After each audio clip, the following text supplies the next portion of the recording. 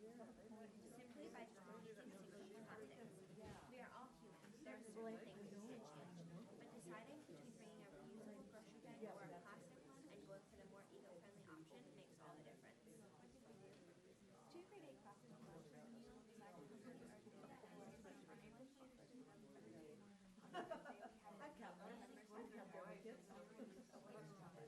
At this time, So it's the dryness that what do other classes at Monterey do for Earth Day? Grade 7 classes at Monterey set up three stations around our community to explore the outdoors and other environmental issues. We don't know much about this as you were not involved. No. So we have to go every year. Eating more pots.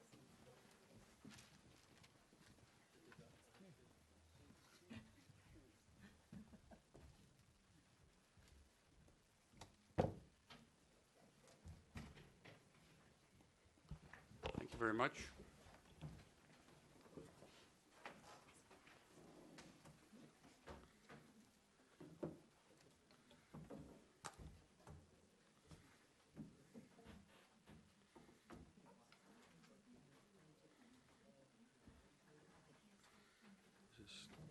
We're just firing up our iPads here, getting our technology ready.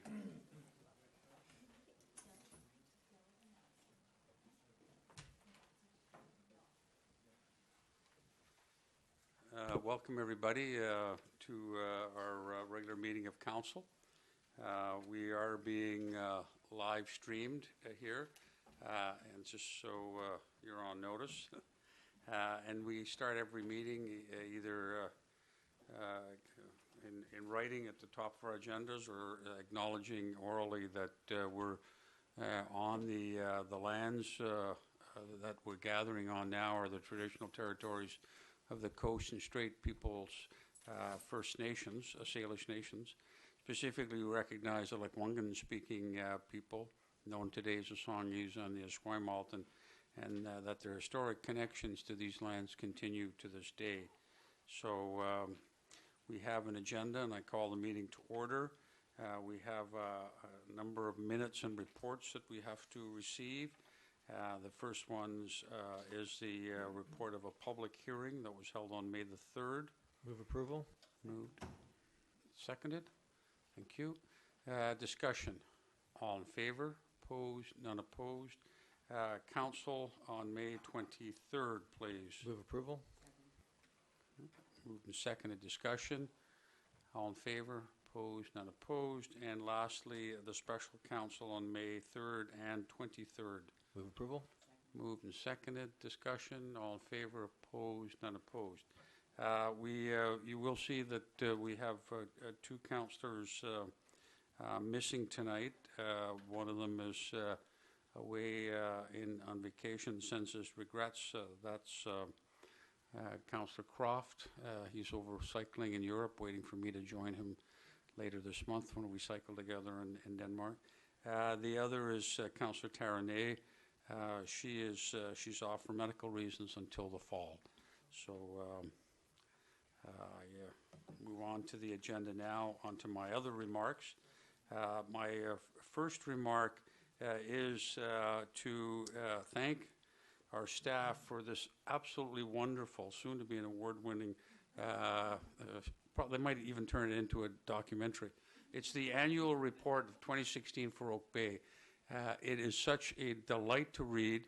It has wonderful information on it, absolutely wonderful pictures that show off our community as it really should be. It's a wonderful community. There's statistics, there's information, there's financials at the back, and it really is, when you go back, and I had a look at, I think our first annual reports were 2010, I think, or 2011, and this is such a difference. In fact, I overheard a staff saying, boy, look at this, as they were opening the boxes today, and they're taking them out of the boxes. This looks like, really, this one might be worth reading. Because I can assure you that in past years they were very difficult to get through, but this one here is very accessible, and I commend it. And for a mere $15, this can become a bestseller. All righty, so thank you very much for staff. And I know it was a collective effort, special photographs, special writing, and our staff, along with consultants, did a great job. So it's really something to be proud of, and we're delighted. I want to, secondly, I want to thank the Oak Bay Tea Party Society for another incredible year. Great parade. I heard, I was away, and I wanted to thank Councillor Braithwaite for stepping in on the teacup race. I heard very hotly contested teacup race this year, and it marked the first for me. It was the first time I didn't lose one, because by that time I was somewhere in Alberta with doing a family thing.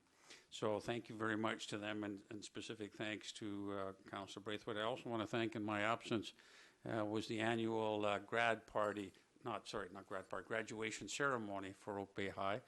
And I want to thank Councillor Kirby for stepping in and doing a great job. I've got some very positive feedback. And you didn't even have to recycle my old humor, so that was a bonus. Fourthly, you may have noticed out front we have a new flag, and a new flag behind me celebrating Canada 150. When we put it up today, we noticed the Canadian flag probably needs to be updated, because maybe it's been here since the since Confederation. It is a bit a little old and tatty. So I thank staff for making those arrangements. Fifthly, I want to recognize and thank the Arts Alive Committee, and in particular Barb Adams, who organized recently a tour, a couple of buses this time, that went around looking and with the artists. Many of the artists were there telling us about what they had put together. It's some very wonderful installations, a job really well done. And I heard from one of the artists phoned me and said, you know, his particular piece was a bit difficult to get installed because it was size-wise and everything. And he was particularly appreciative of Mr. Hyde Lay in our Parks Department for the work that he did, as well as Barb Adams, facilitating, making it so easy for the artist.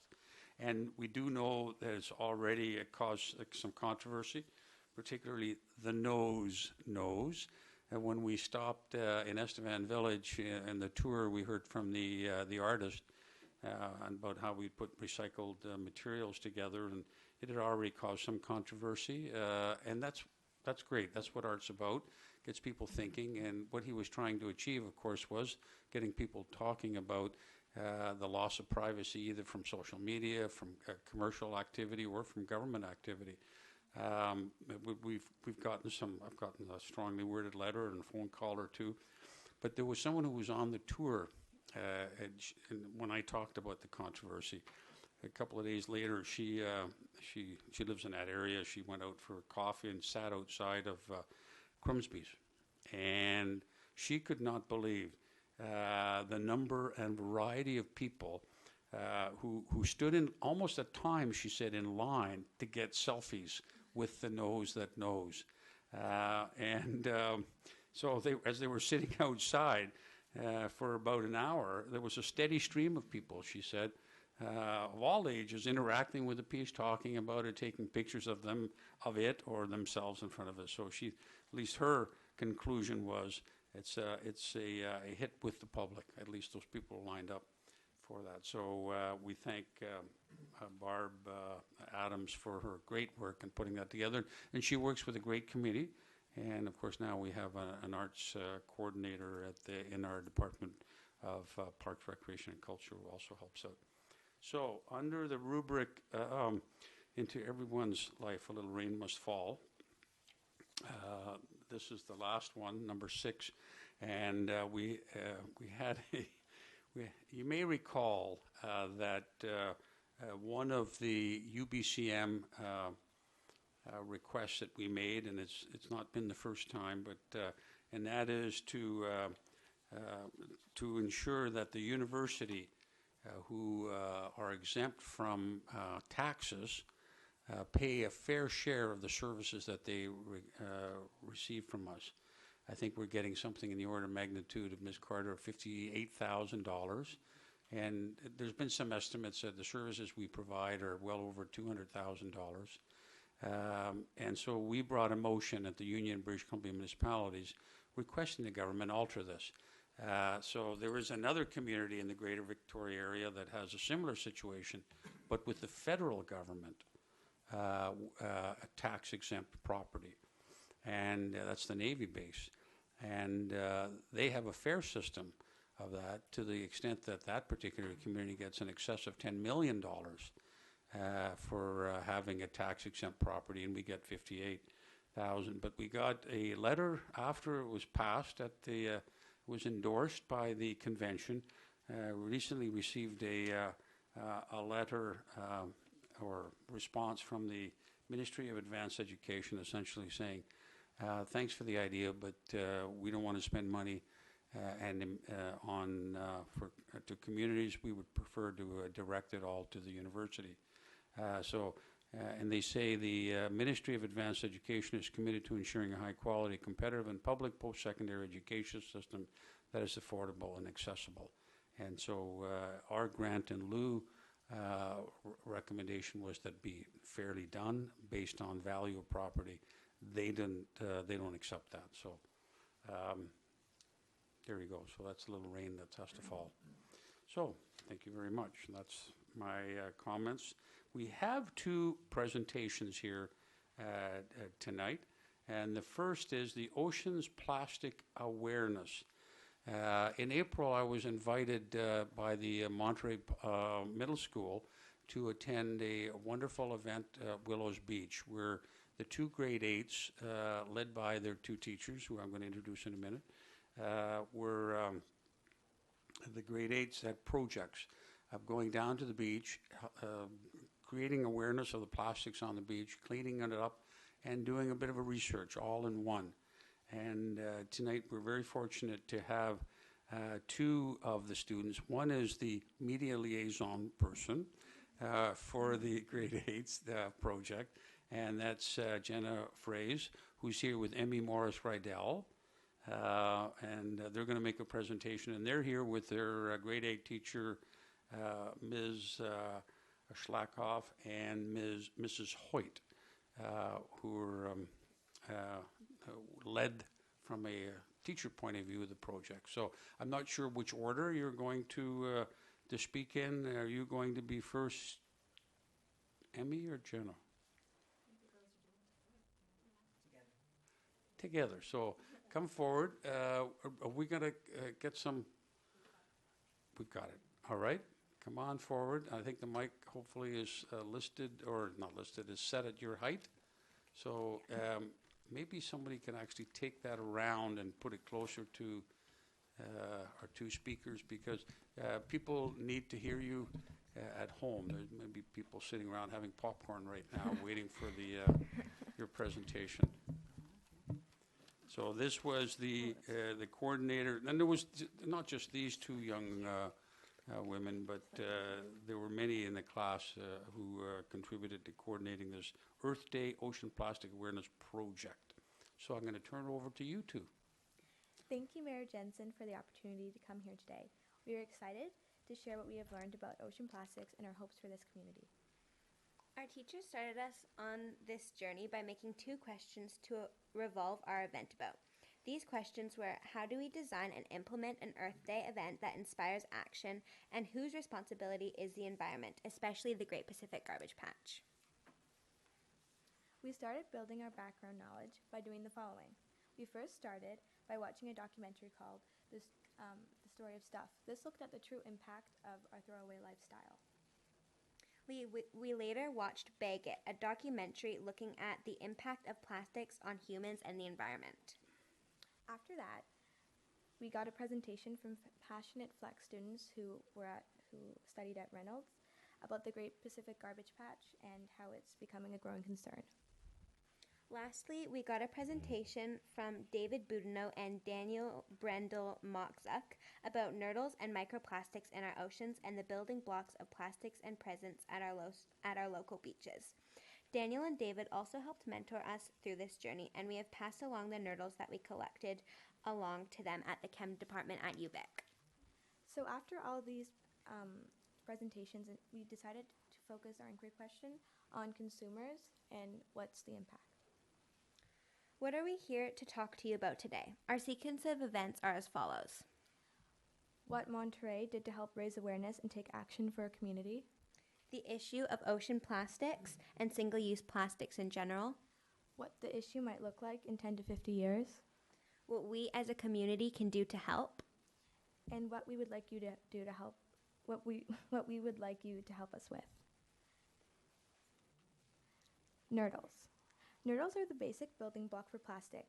They are melted and formed into any kind of plastic, from a plastic bottle, a plastic bag, toothbrush, or even the bottom of your shoes. Nurdles can be extremely dangerous if they are in the ocean. They can be in the ocean from many kinds of spills, but when they are in there, they can collect toxins and oils and can get consumed by fish thinking they are fish eggs. Those fish can later die from a false sense of starvation, and we can end up eating those fish. Next is disposal. How we dispose of our used goods is extremely vital when talking about pollution. On the bottom of all plastic, there will be numbers listed 1 through 7. Only 3 of those numbered plastics are actually being recycled. As for the rest are just yet another thing that are being added to our landfill. How can we make all of this easier? Simply by just refusing single-use plastics. We are all human, so there are certain things that we can't change, but deciding between bringing a reusable grocery bag or plastic one and going for the more eco-friendly option makes all the difference. What did we do? 2 grade 8 classes from Monterey Middle School designed and hosted an Earth Day event at Willows Beach on April 21st, 2017. Our Earth Day, we had peer members sift for nurdles, and we had many booths open for the public. Mayor Jensen generously took time out of his busy schedule to give us a lovely speech to Monterey grade 8s, which inspired many. What did other classes at Monterey do for Earth Day? Grade 7 classes at Monterey set up 3 stations around our community to explore the outdoors and other environmental issues. We don't know much about this as we were not involved in this specific thing. What could the issue look like in 10 to 50 years into the future? In just a couple years, there could be more plastic in the fish than... there could be more plastic in the ocean than fish. We could be eating more plastic than we already are. And people could start to get extremely sick from the chemicals that they're consuming. As you can see in the top right corner, there are children's bead toys. From a young age, plastic is being introduced to us as a good thing, which becomes a part of our daily lives.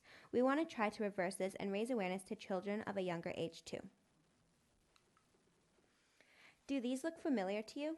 Up above, these are 2 photos of commonly used toothpaste and face wash. What you might not know is that those small beads are actually microplastics. These get washed down our drains and again into our oceans. What us as a community can do to help? Well, we can choose a more eco-friendly option for daily usage. For example, instead of using plastic bags, we can bring a fabric bag. We can continue to take care of our single-use garbage, refuse plastics as much as possible. Becoming more aware of these effects and problems of single-use plastics and act on the knowledge appropriately. And lastly, reduce, reuse, recycle, and refuse. What we would like you to do to help us with? We want to know how you will help local businesses transition to more eco-friendly options for consumers. Revisit and refuse what is going through our landfill. For example, in some of the products our community is throwing away actually can be recycled or decomposed. And lastly, do you think Oak Bay, being a small community, can be a leader in becoming zero waste? What a lot of people don't know is that most single-use plastics can't be recycled, and that can be recycled are almost always in the consumer's responsibility to deal with. Not to mention, we are rapidly extracting and using non-renewable resources such as oil to produce products that will be in use for 5 minutes, such as plastic bottles. We need to rethink the cost of convenience in our throwaway culture. Just because you can't see it doesn't mean it isn't there. Out of sight, out of mind. I mean, there's more.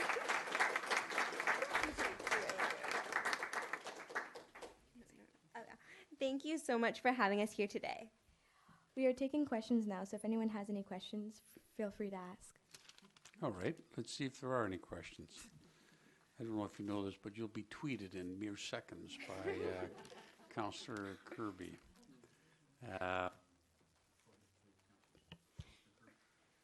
I just had a question about the nurdles. When you collected them, how did you collect them? From which beach? So, there's a picture up here somewhere. Oh yeah, sorry. There's a picture around here somewhere. There it is. Okay, so on the left side, there's a picture of one of our students sifting for nurdles. So what we did is we took mesh wire and we actually built them ourselves. We built sifters. There was wood on the outside and then mesh wire. And there were 3 sizes of the mesh so that we could sift it down to get the very small nurdles, which are actually right here. So you can see how small they actually were. And then that's the ocean plastic that we got. And so, yeah, we sifted them out in order to collect them. Oh, yeah. And how much sifting did you do to get that much plastic? Around 3 hours. Good work. Oh, yeah. So there's a place called Ground Zero on Willows Beach, or what we call Ground Zero, and it's more towards the Cattle Point side of Willows Beach, and there is like a huge space just full of nurdles. Like you can go on a walk down there and you will see like hundreds. And if you just go down a little bit deeper into the sand, you can scoop it up and sift it through and you'll find like so many. That's shocking, and well, I'm glad you're raising awareness about this, you guys. It's an excellent project. Thank you.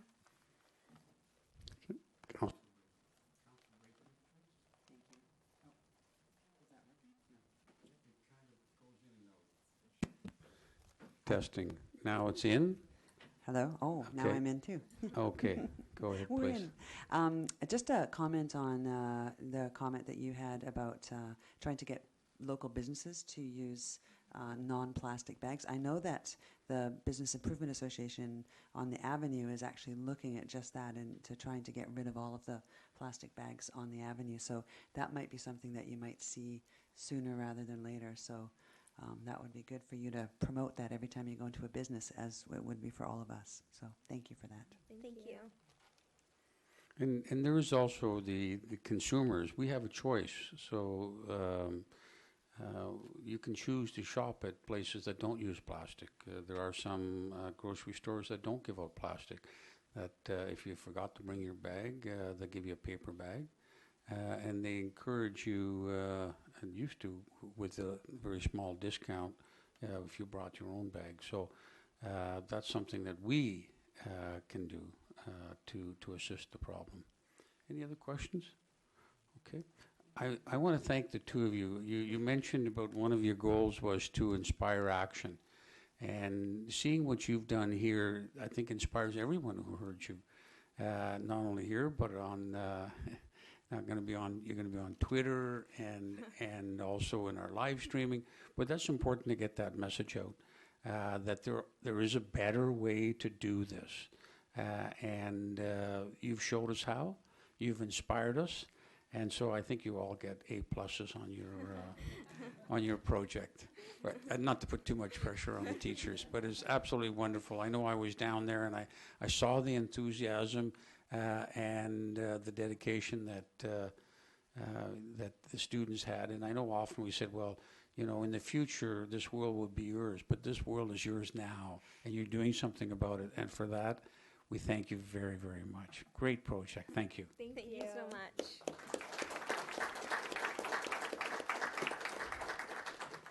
Thank you very much. We have a presentation, a slightly different type of presentation. It's a presentation to us by the Friends of Uplands Park. And we have Margaret Litke and Kathleen Matthews. If you would please come forward. I saw you both there, and they have a wonderful presentation to make to Oak Bay and Council. So my name is Margaret Lidkey. I'm the co-founder and chair of Friends of Uplands Park. And my name is Kathleen Matthews. I'm co-founder, and I'm no longer chair, but I do still am involved with, well, removing ivy from the trees and also doing all the social networking. So,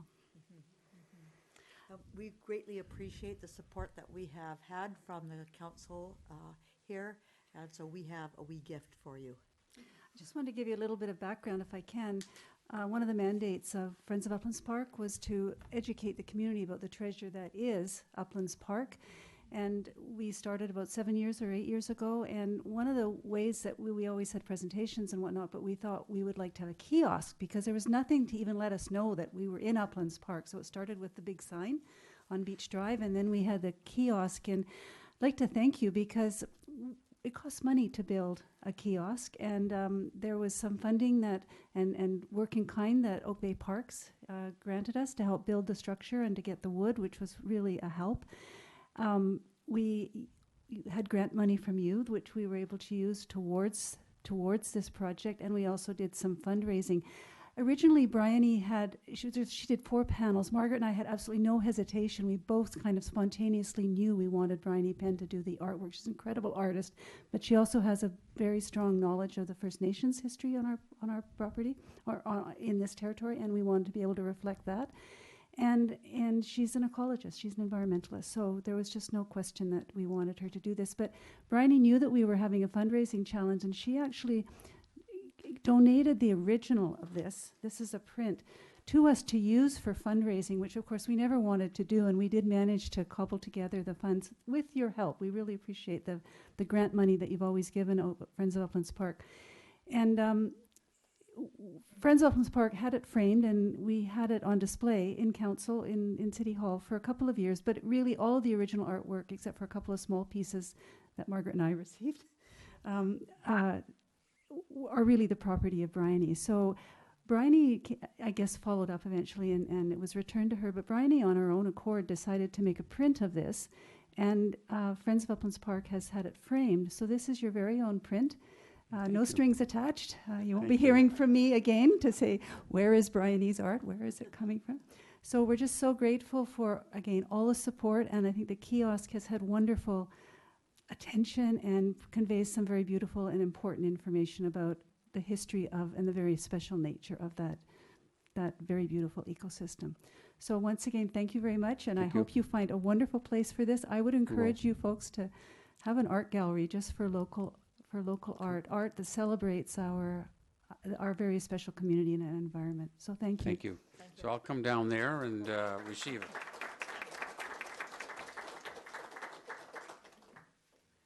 And our queen of Twitter will take care of the rest. You're really slamming her tonight, aren't you? What's that? You're slamming her.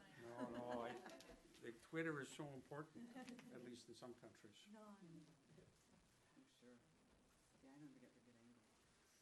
Okay.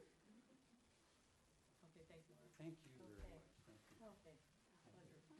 I just want to also acknowledge the work Margaret has done, in fact, to shepherd the last phase of this project in terms of receiving the donation of the print from Bryony, and then through the steering committee of FUPA, making the extra work to get it reframed and some rematting done. And so I really appreciate, Margaret, for you for taking this to its final destination. I'm very excited that this is how it has all worked out. So thank you.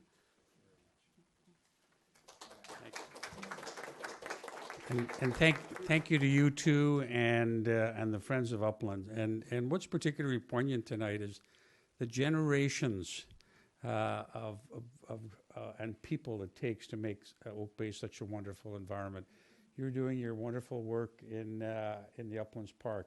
Young students are doing great work just not very far away on Willows Beach. So it really is it's community building, and it's doing something wonderful for the environment. So I thank you very much. Thank you. Now we're going to get to the business portion, so we won't be offended if you want to go home and do some homework. Okay. Oh, one more comment, Kathleen? I just want to acknowledge that as I walked back from Willows Beach after the parade, I was quite horrified by the amount of ivy that was growing over the rose bushes that are sort of just this side of Glen Lyon School. And then when I was on my way up to UVic this morning, I was driving by, and there was a whole school, Margaret, There was a whole school of children, I think from Glen Lyons, who were out there removing this ivy. And I don't know who arranged it, who inspired it, but I was so excited to see, I think it must have been Glen Lyons School, taking responsibility for their local neighborhood. So I don't know, I presume that Chris Heidley was involved in somehow in giving them permission, because I see a big, huge pile of ivy, but I think it really made my day this morning to see that. So And I just I wanted to know make our sure staff- you were aware of that as well. Yeah, and I know our staff does absolutely wonderful work and working with community groups and students, so thank you very much. All right, now the other business. We have, the next part is a public participation period. And is there someone who wants to speak during this period? Just so you know that if you're going to speak on 2264 Windsor, 1918 Crescent Road, 2566 Bowker, you can do that later in the agenda when we actually do the topic, so that we address the topic. So this is your opportunity just to say something general. Does anyone wish to come forward? Okay, you're going to come forward, sir? So I'm going to just set out what the parameters are. You state your name and the community you live in, and you fill out a little form there with your name, so we have the correct spelling of it. And you have 3 minutes. That 3 minutes starts on my cell phone here when I say the official welcome, and then when you hear the dulcet tones of the radar, it's called, the sound, the ringing, then wrap up right at that point. So your name, sir? Garth Mayhew. Welcome, Mr. Mayhew. You have 3 minutes. Thank you. Yeah, in 1950, I don't think we had plastic bags.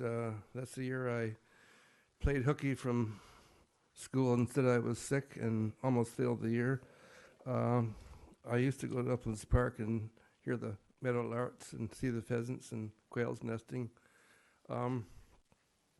Food does go rotten in plastic bags also. Basically, I'm here to urge council not to demolish heritage registered building 2264 Windsor without a building application. I don't think that's kosher. I have to say I was with the heritage group from the beginning. I've made houses designated heritage. One was in much worse shape than 2264 Windsor, and one was altered much more than that building was. Everybody I've talked to in the group, I'm just a junior member for sure, agrees that it's an important architecturally and historical building with apparently a premier lived there. He didn't build it, but he lived there for a while, I understand. And I think there's a misconception about heritage. I think all of us are in the community have a common goal of making Oak Bay diverse with architectural and enjoyable and green. And I think heritage buildings sometimes need a little more study, and they can't be sort of dismissed quickly because of paint. And I believe that if they want to put 3 buildings on that lot, I think they could move the house and set it up for about $220,000 restored. And if it was restored, heritage house generally is worth 10% more than an undesignated house. So I urge council not to jump the gun, so to speak, and demolish a house that we all recognize in the group as worthy, without a building plan. I don't think it's kosher, and it is much more important than a lot of buildings I've seen designated. That's I urge. Thank you very much. Thank you, Mr. Mayhew. Anybody else wish to address us on topics other than the ones that will come up later on? Okay. Hello, Mayor and Council. My name's Andrew Moyer. My wife and I own Ottavio Italian Bakery down the street. And I'm starting at a bit of a deficit here because I don't have a PowerPoint. I'm not using the word nerdle and I don't have a gift for you, so we're going to have to start at the base level here. Well, you definitely are at the back of the pack. Yeah, Welcome. there's not a chance, really, but I'll give it a shot. But you And do I- have and I great cheese. And I have 3 minutes, so it's like two and a half. Two and a half. Less than 3 minutes. So Meyer. I'm going to talk about the obvious, I guess, issue for our commercial uses for our business. I guess since the installation of the development proposal signs on our site by Charge Development, we've been deflecting the growing concerns of our customers and neighbors that are kind of getting a little rampant at this point. Is Otavio's moving? Will you close? What happens to Winchester Galleries? And what's the impact on the commercial uses on this site? We've initiated numerous meetings with Dave Chard in order to work together to overcome some of the largest issues that we have on the property there, and we've started those, and we're tried to work with him to look on the positive side and try to find a win-win situation. It's a win for the community, a win for council, a win for the developer, and a win for the uses that are already on the site at Monterey and Oak Bay, and it seems I'm running out of ideas for that one. We are losing our confidence that we'll not be overly negatively affected both during and after the proposed construction, and that positivity that I tend to always hold is dwindling. We've not been encouraged when looking into the extreme nature of the disruption to the site and the operation of the businesses that are on there right now. Also, we've not been encouraged by the lack of consideration of the ADP, the meeting I attended last week, to the commercial uses on the property. So there was lots of talk about setback between residential and residential. There didn't seem to be any thought about the 5-foot and 7-inch gap between a 20 to 24-hour operating business and a $1.5 million condominium. So I think we need to start thinking what's the separation there and how does that all work and what are the priorities for the community on that location. I'm not going to get into too many details. I certainly don't want to take an adversarial role to Dave Chard, but we must protect our business and the public interest that it serves. The property in question, oddly enough, is probably the most recently developed site in Oak Bay. It was 13 or 14 years ago. So a lot of work in public consultation and planning and public meetings went through to get those buildings changed from residential to commercial. Now they are commercial, and now they're being switched over again. I'm sensitive to the need for revitalization of the aging buildings in Oak Bay. There's a lot of stuff that needs to be picked up here, both for retail tenants and for tax-based purposes and so forth. But I am concerned that the commercial uses that are on that site may not survive a development of its current intensity. So I'm only here to bring the attention of the realities of operating our business, and that by the time the process leads to a public hearing, usually it's kind of a little far gone at that point.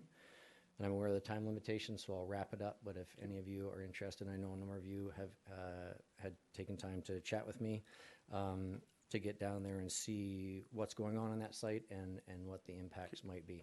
Thank you very much, Thank you. Mr. Moore. Appreciate it. And I can tell you, and you probably already know, that it hasn't come before council yet. Sure. And so we don't. I'm an early bird. Yeah, no, that's fine.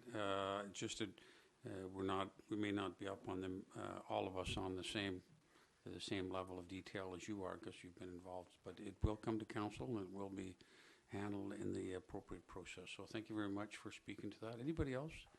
All right. So I'm now going to move on to number 7, which is a letter from the Deputy Corporate Officer of the CRD, Legislative and Corporate Services, advising us of a change in a bylaw, a copy of Bylaw 4127, and asking us to put it on council, which it is today, and request that we give it consent.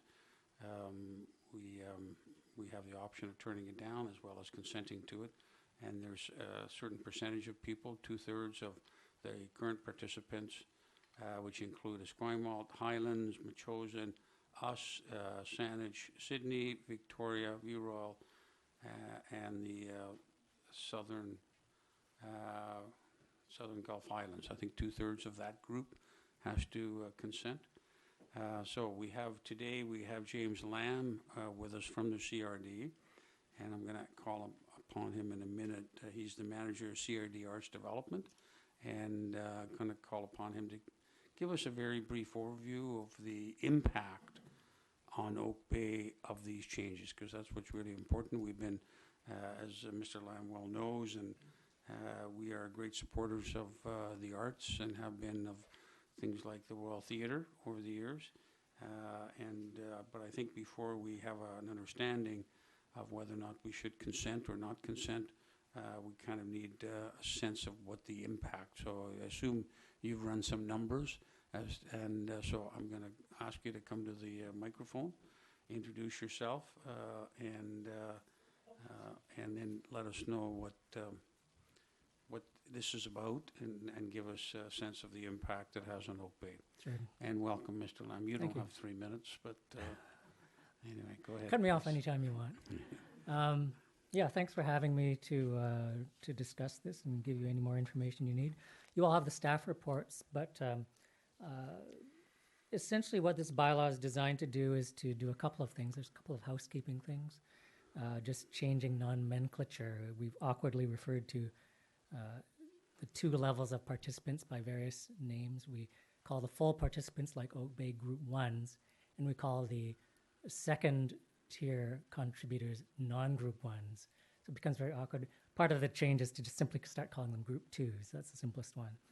The bylaw was originally designed to formalize and increase the level of contribution required by group 2 participants to a minimum of 30% of the full participation level. And also to allow new Group 2 participants an ability to scale up over a period of 3 years. It also provides for those new participants and for specified Group 2 participants that are currently members a 2-year period in which they could opt to withdraw from the service with notice.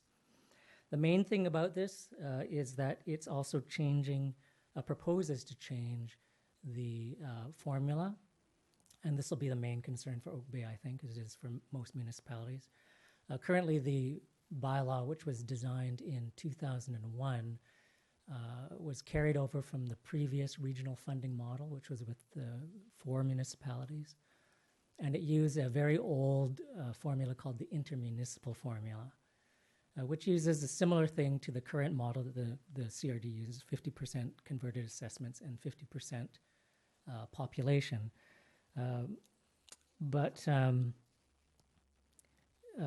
it also involves a series of multipliers attached to the 9 different levels of property classes. And as well, it doesn't use BC assessments, which is what virtually every other service uses. It uses the assessments that are obtained directly from the municipalities. So that data is always a year old, whereas BC assessments is basically we get confirmations at the end of March.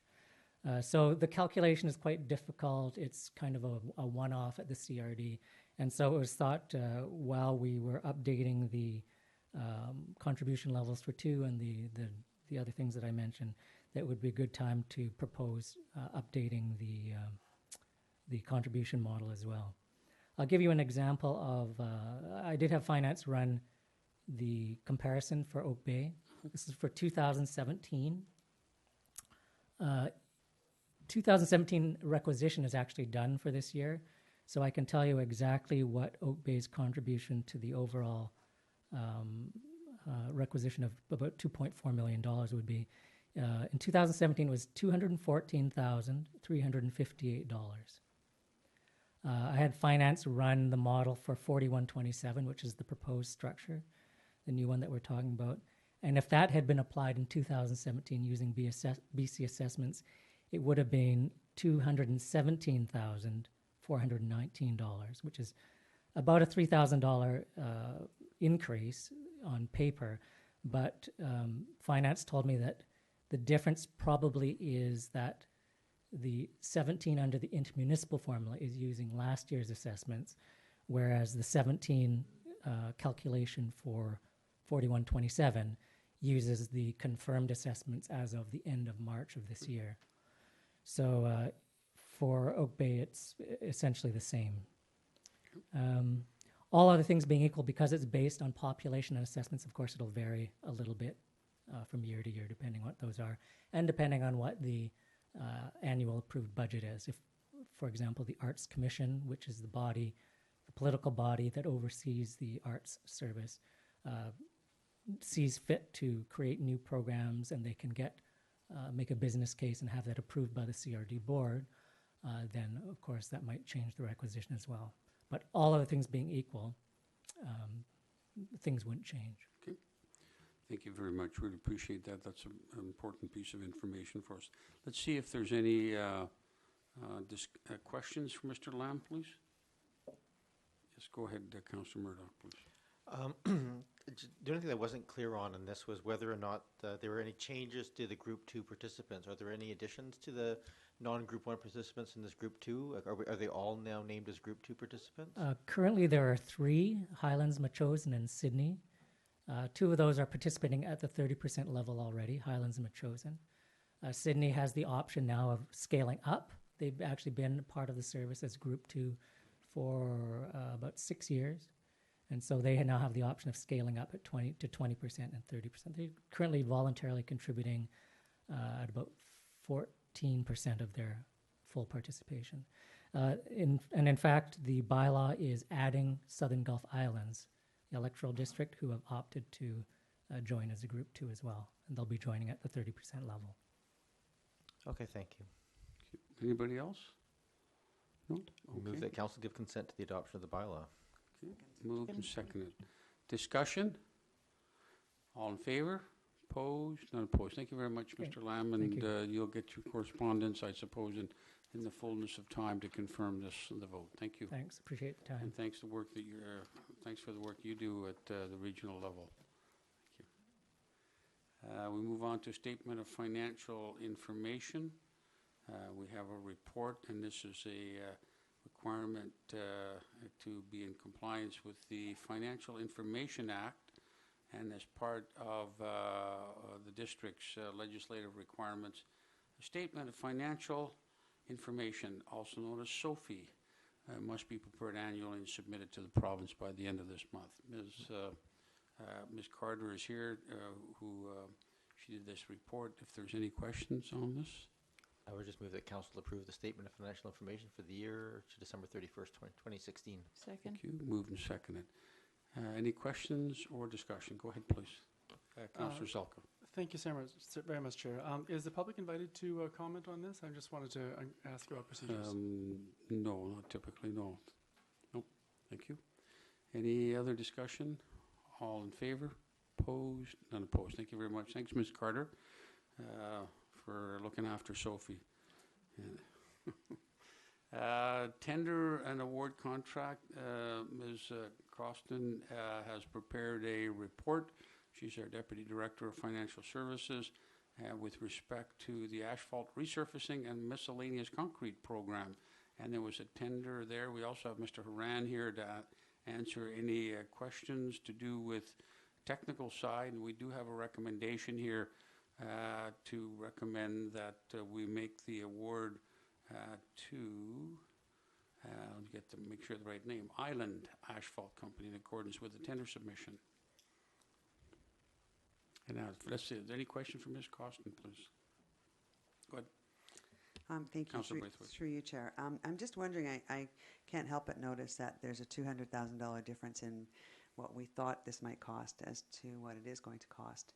And I'm wondering what happens to that $200,000 that we had already put in our budget. Does it go back into general revenue, or is it going to be used for other curb drops or something like that? Okay. Who can handle that one? Mr. Haran. Through you, Chair. So the best way to look at the the total scope of work in terms of the cash amount there, this isn't a budget control question. This is just how do we put down a scope that bidders can compete on. So the way the contract will be set up is there's a specific agreed upon scope of work, and then there's a unit cost. So we're intending to do a lot more asphalt concrete work than is what is captured here in this scope. So we're intending basically to do project by project what is approved in the budget. Perfect. Thank you so much. Thank you very much. Any other questions? We need a motion. I move the recommendation to approve. Thank you. Still in Asphalt. Moved and seconded. A discussion? All in favor? Opposed? None opposed. Thank you.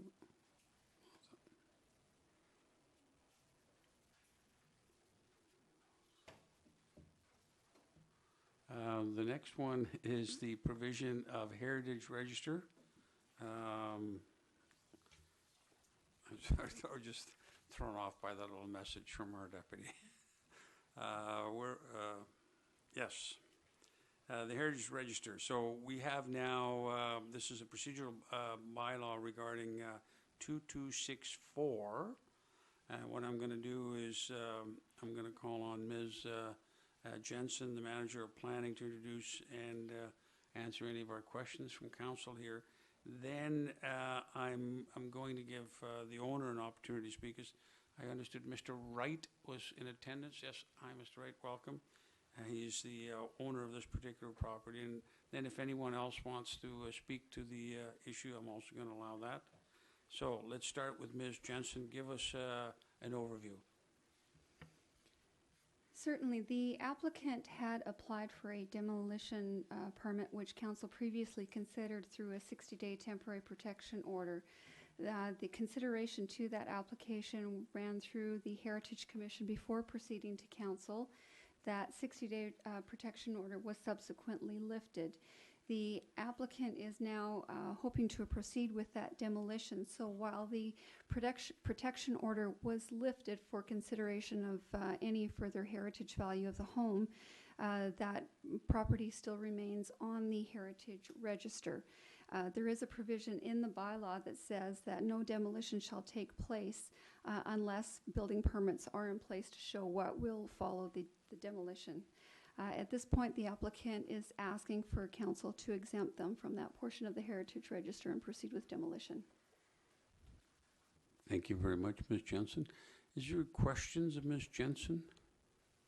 Yes, go ahead, Mr. Zelka, or Councillor Zelka, please. Thank you so much, Chair.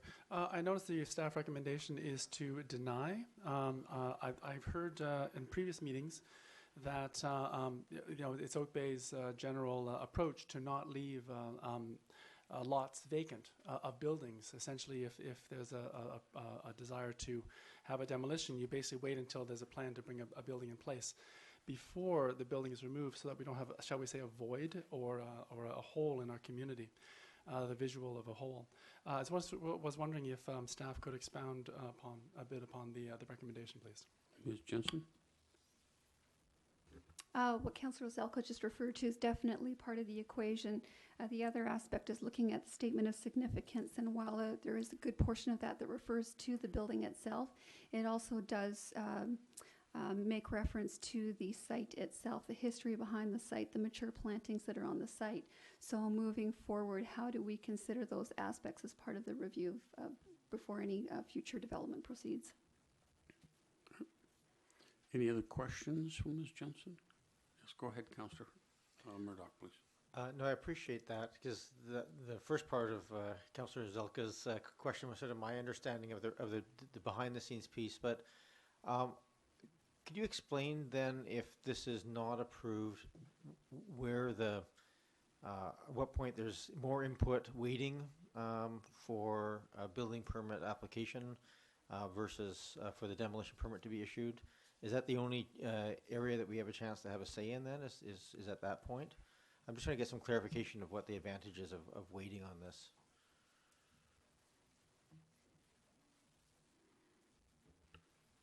I would say moving forward, the current situation that we're in with this lot is that you actually have 3 single lots that are making up this particular parcel. One of those lots is not included on the Heritage Register. It really is the 2 lots on which the existing house is straddling. So the applicant certainly has the opportunity to move forward with sale or development on that 3rd lot now. The other 2 lots, we would be looking to receive a building permit on those to know what was happening on the site, to move that forward through the Heritage Commission and to council before any development proceeded. So if they came forward with plans and that was approved by the commission and council, then they could move forward with their demolition. So at this point, it's really how fast do they want to move forward. Go ahead, please. So thank you, through you, Chair. So the heritage aspect of this that would still be under consideration is the landscaping, essentially, the mature trees on the property, not anything to do with the house. Is that fair? Yes. Okay, and there's no mechanism for us to protect those mature plantings outside of the preventing of the demolition until we have a building plan? Because we do have tree protection bylaws and so forth in place, and appreciate that, you know, there's some limits to what we can stop. Where's our cutoff here in terms of actually, I'm just trying to get a sense of what point do we say no and yes? Yeah, because there are 3 legal lots now, it's difficult to put any other measures in place through any of the other processes that we might necessarily look at. So really what we have in front of us now is that statement of significance referring to those mature landscapings. There are regulations in place, as you mentioned, through the tree protection bylaw that would protect significant trees, for example. Again, there's provisos around that, you know, where's the building footprint on the site and so on.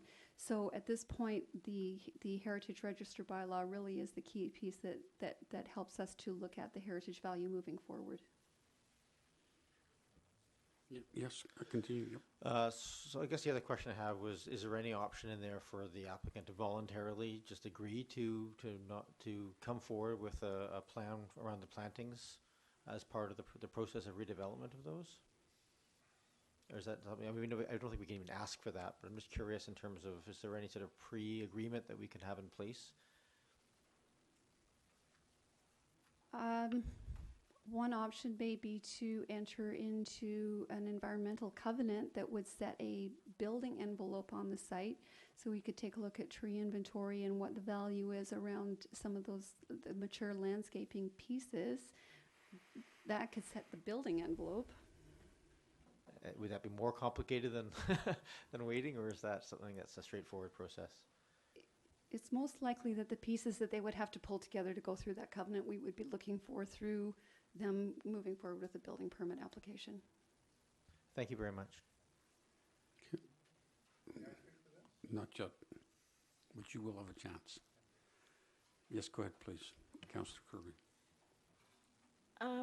I just have a question about the difference between the risk of a vacant house to, say, fire or risk of vandalism or infestation of rats or something versus the risk of an empty lot for sale. Like, if I were to weigh the two, having a vacant house that's in disrepair or ready for demolition, and according to the what we've heard previously, that this house is beyond saving. I'm more concerned about the risk of an empty house being a place for, we've seen activity in vacant properties elsewhere in the community, where a fire was started, windows were broken, and parties held, and that kind of thing. So, we're raised the attention of both the police department and the fire department on several occasions. I'm just not seeing the risk of having an empty lot, and how detrimental that would be to health and safety of the community versus having an empty, rundown house. So if you could clarify to me what the risk of an empty lot is, and why do we have this tradition of not allowing that? It's difficult to me to speak to the history of what councils looked at in the past. I believe there's been some concern around the loss of a heritage property building, accessory building structure, when you don't know what's going to replace it. The second piece of that is, again, we don't know what will actually end up on the site in the future. With respect to the risk, we did have the fire department investigate the site prior to coming forward to council tonight. Their comments were that so long as the property, if no one is going to be there, so long as the residence is sealed up properly, they had no concern about the house causing any kind of a hazard to the public safety. So let me just try to follow up on that, because that's the question I'm struggling with. So I wonder if you could frame it in terms of, no, go back a little bit. You said you would lose the heritage value in the house, but if we're all agreed that that house is not savable and it's going to come down, it's just a matter of when it's going to come down, right? So if you can give us a very succinct list of the benefits to the community to withhold the exemption. So we have the power to exempt and allow them to take the building down now. What benefits are there to saying no to that? What does the community get? What is the advantage? I think you're looking at a number of different items. The vacant site. There is typically some pushback from the community about having vacant sites in the neighborhood. And what does that mean moving forward? Moving forward, if the applicant is looking at sale of the lot or redevelopment of the lot, is there potential to move the home, as was mentioned earlier? Is there some way to manage that rather than a wholesale removal of the site and developing from scratch? I think there is the opportunity for both council and the Heritage Commission to take a closer look as new building permits come into play to determine specifically what aspects could be saved, what heritage values are of most importance as you move forward with new development. Okay, so just to put too fine a point on it, so I hear two things: possibility of a move of the house and possibility of saving some of the heritage value. Yes. That's what it comes down to? Okay. Thank you. Councillor Zelka, please. Question. Thank you, Chair. Looking closely at the Community Heritage Register, those of us, those who came before took it upon themselves to, in their wisdom, to include not only the building, but also the picturesque setting amongst mature plants and the setbacks and various other aspects of the lot, independent of the building. And we have a number of other heritage properties throughout Oak Bay which have taken it upon them, someone took it upon themselves to register not only the building, but also the setting. In fact, we even have the heritage area that's coming forward as a way of looking at the entire setting as a context. What I'm intrigued about for this one is I would be very interested by not touching the building now to find out what is going to be coming forward in the future to see what could be saved in terms of the property. So would wonder if staff could, I don't know if I can ask for an opinion, but is it possible that with, once we know what the plans are, that because of the heritage registration of the landscaping to a large extent and the plant material, is there a way that we can influence what the new building is going to look like and the actual placements of the what do you call that, the footprint? That is difficult to answer. I think until we have a complete inventory of what's sitting on the site in terms of the landscaping, it's difficult to know what the community may be interested in preserving. As far as future development on the site, we don't really have anything specific to this that would dictate what that design would look like. Okay, thank you. Councillor Braithwaite, question. Thank you. I think that probably, to me, it looks like what Ms. Jensen is doing is she's following the proper procedures that were set out by council to come to us and present this in the way that she has. Her recommendation is to not allow demolition of the building. I kind of look at that and go, that's probably, for me, that's a smart thing to do, is to not allow demolition of the building until there is some sort of plans in place, or those properties have been sold. I wonder if the house gets ripped down, if there is then more of a propensity to merge and rezone that area. So that would be where my concern would be, because I would like to see it stay as 3 separate lots. So I'm going to, when the time is right. Can we just have we're in the question of Ms. Yep, Jensen. No. Is there one in there? Nope. Oh, okay, it's a comment from Ms. Jensen. There you go. Okay, so no other questions. Question? Well, Council Braithwaite raised something that I hadn't heard before, which is the merging and rezoning of the property. That didn't it just go through subdivision process? No, it's been three lots that sit under the house, so to speak. Oh, okay. And I thought that it was just recently They subdivided. just emerge once the house is gone. Oh, okay. Okay, all right. So, Mr. Wright, we're going to give you the first opportunity to address the issue, and we particularly, I think, would be helped if you tell us how not granting the exemption would create a hardship for you and the process of future development of this. Okay, thank you, Mr. Wright.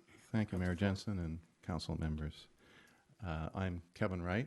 For the last 30 years, I've lived in Vancouver.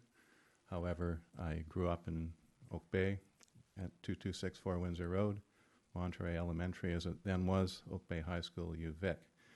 I'm here today actually in my capacity as power of attorney for my mother, Iris Wright, who's the owner of the house. She lived there from 1967 until last year when she had to go into extended care. As you've heard, I've asked Council to exempt us from the application of Section 5 of that procedural bylaw. And I wouldn't be standing here if 2264 Windsor Road didn't span 2 legal lots. It's for that reason only that we're seeking exemption from the usual requirements. We can't effectively market the 2 lots without a demolition permit in hand. It limits the field of purchasers for what is our family's only major asset to individuals or to developers who are willing to buy 2 lots rather than just 1. But to be clear, there are 3 lots, and it's only the 2 that the house straddle that are subject to this jurisdiction that you're considering exercising. The 3rd lot is where most of the landscaping features that you've referred to are actually located. It's an extension of the garden. It was originally an orchard. I'll come back to that. So let me briefly speak to the heritage value of the house. I acknowledge that lifting a temporary protection order is not a reversal of the recognition that the house has heritage value. That being said, when compared to other heritage houses in Oak Bay, I think the heritage value of this house is relatively modest. Its heritage value description in the statement of significance opens with the heritage value of this site is its association with Dr. John Chapman Davy. Dr. Davy, an eminent doctor, was actually the brother of premiers, not a premier himself. And as for the house itself, the statement of significance said that 2264 Windsor Road is valued as a demonstration of a phase in the evolution of Oak Bay. It was built in a vernacular style. I think that means it was modest. It has been added to at least 4 times in a variety of styles, and I note that the prominent jerkin-headed dormer, which is referred to in the statement of significance, was added in 1973 by my parents when I was away at camp, so I could have a bedroom of my own. The report to council does point out that character-defining elements include mature landscaping. When that statement of significance was written nearly 10 years ago, the landscaping elements may well have been mature. Now they are considerably past mature.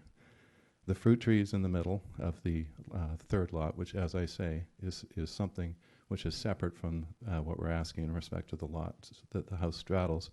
When the bramble, principally blackberry bramble, is cleared, I think you'll see that the only trees left standing on the property are the ones along the perimeter. And another point of correction with respect to the statement of significance, there are no mature Gary oaks whatsoever on the property. I realize they're protected. They're cedars, and the significant ones along Windsor Road are subject to, as Councillor Murdoch, I think, suggested, to your trees bylaw, and you can keep them from being knocked down. And frankly, I don't know why anyone would want to knock down a stand of trees along there, with Windsor Road being an increasingly busy street. So I'm suggesting you don't need to use the heritage bylaw to preserve any landscaping aspects there. And if you were to walk by there, I would think you would conclude that really it's beyond salvage in terms of the landscaping as well as the house itself. Some reference has been made to what the purpose of the bylaw was, and my best guess was, too, that it was designed to promote the preservation of heritage-rich neighborhoods by giving council an opportunity to consider how a replacement structure would look alongside its neighbors before the old structure was demolished. In our case, however, the house to the north of us was demolished years ago and replaced with 2 contemporary houses, and the daycare center to the east, Blue Jay Daycare, to anyone who remembers, was demolished and also replaced with 2 contemporary houses. So I don't believe the character of the surrounding neighborhood risks being marred by the design of the houses which will replace our old house. Now, I recently heard a contrary view. I heard that a kind of anti-modernist backlash was forming in Oak Bay, and that the planning department was under pressure to respond, and that in the absence of design panels outside the uplands, the council's bylaw powers to cut down on boxy modern designs were severely limited. And I was told by a terrible cynic, I would add, that the planning department won't recommend approval of your application on the merits. It will use any heritage connection it can to achieve the result it wants, which is to appear pro-heritage. Approving a demolition sooner than you must is not pro-heritage. That was a terrible thing to say, because it would be terribly cynical if it were true, which of course I'm sure it isn't. My last point is the basis for the planning staff's recommendation that the council not exempt our house from the bylaw is they say the house is included on the community heritage register. I would say, yes, it is, but its inclusion explains why the bylaw applies to it, not why an exemption is unwarranted. And they say there are various options available to the applicant to move forward with future development of the site. I say we don't have any other options. The house is unsalvageable, and to be clear, it's immovable as well. And we aren't in a position, rather than sell the house, keep it and redevelop it ourselves. We aren't risking our family fortune, modest as it is. And I put some background materials, which I'd really rather not address in a public setting to each of you that you'll have. There's reasons why it's important for us to do the best we can with this sale. So I'd be grateful if council would recognize this is an exceptional case and approve demolition in advance of receipt of new plans so we can realize the highest best value for this house, which we'll miss. Thank you. Thank you, Mr. Wright. Is it possible to open the back doors, get a little circulation here? It's quite warm up here, I found. Thank you very much. I know there was a high windstorm, but that, I don't know if that's abated. All right, now I'm going to ask anyone else who wishes to address us on the topic to come forward and state your name, sign that little register there so we know the spelling of your name, and tell us what community you're from. Okay. My name is Eric Tomlinson. I was born in Oak Bay in 1944. I have resided in Oak Bay. Oh, I'm sorry. I can talk without a microphone, but I'll talk with a microphone. I have resided in Oak Bay most of my life. I went to Vic College, which that time was only 2 years. I graduated from UBC with a BA in history.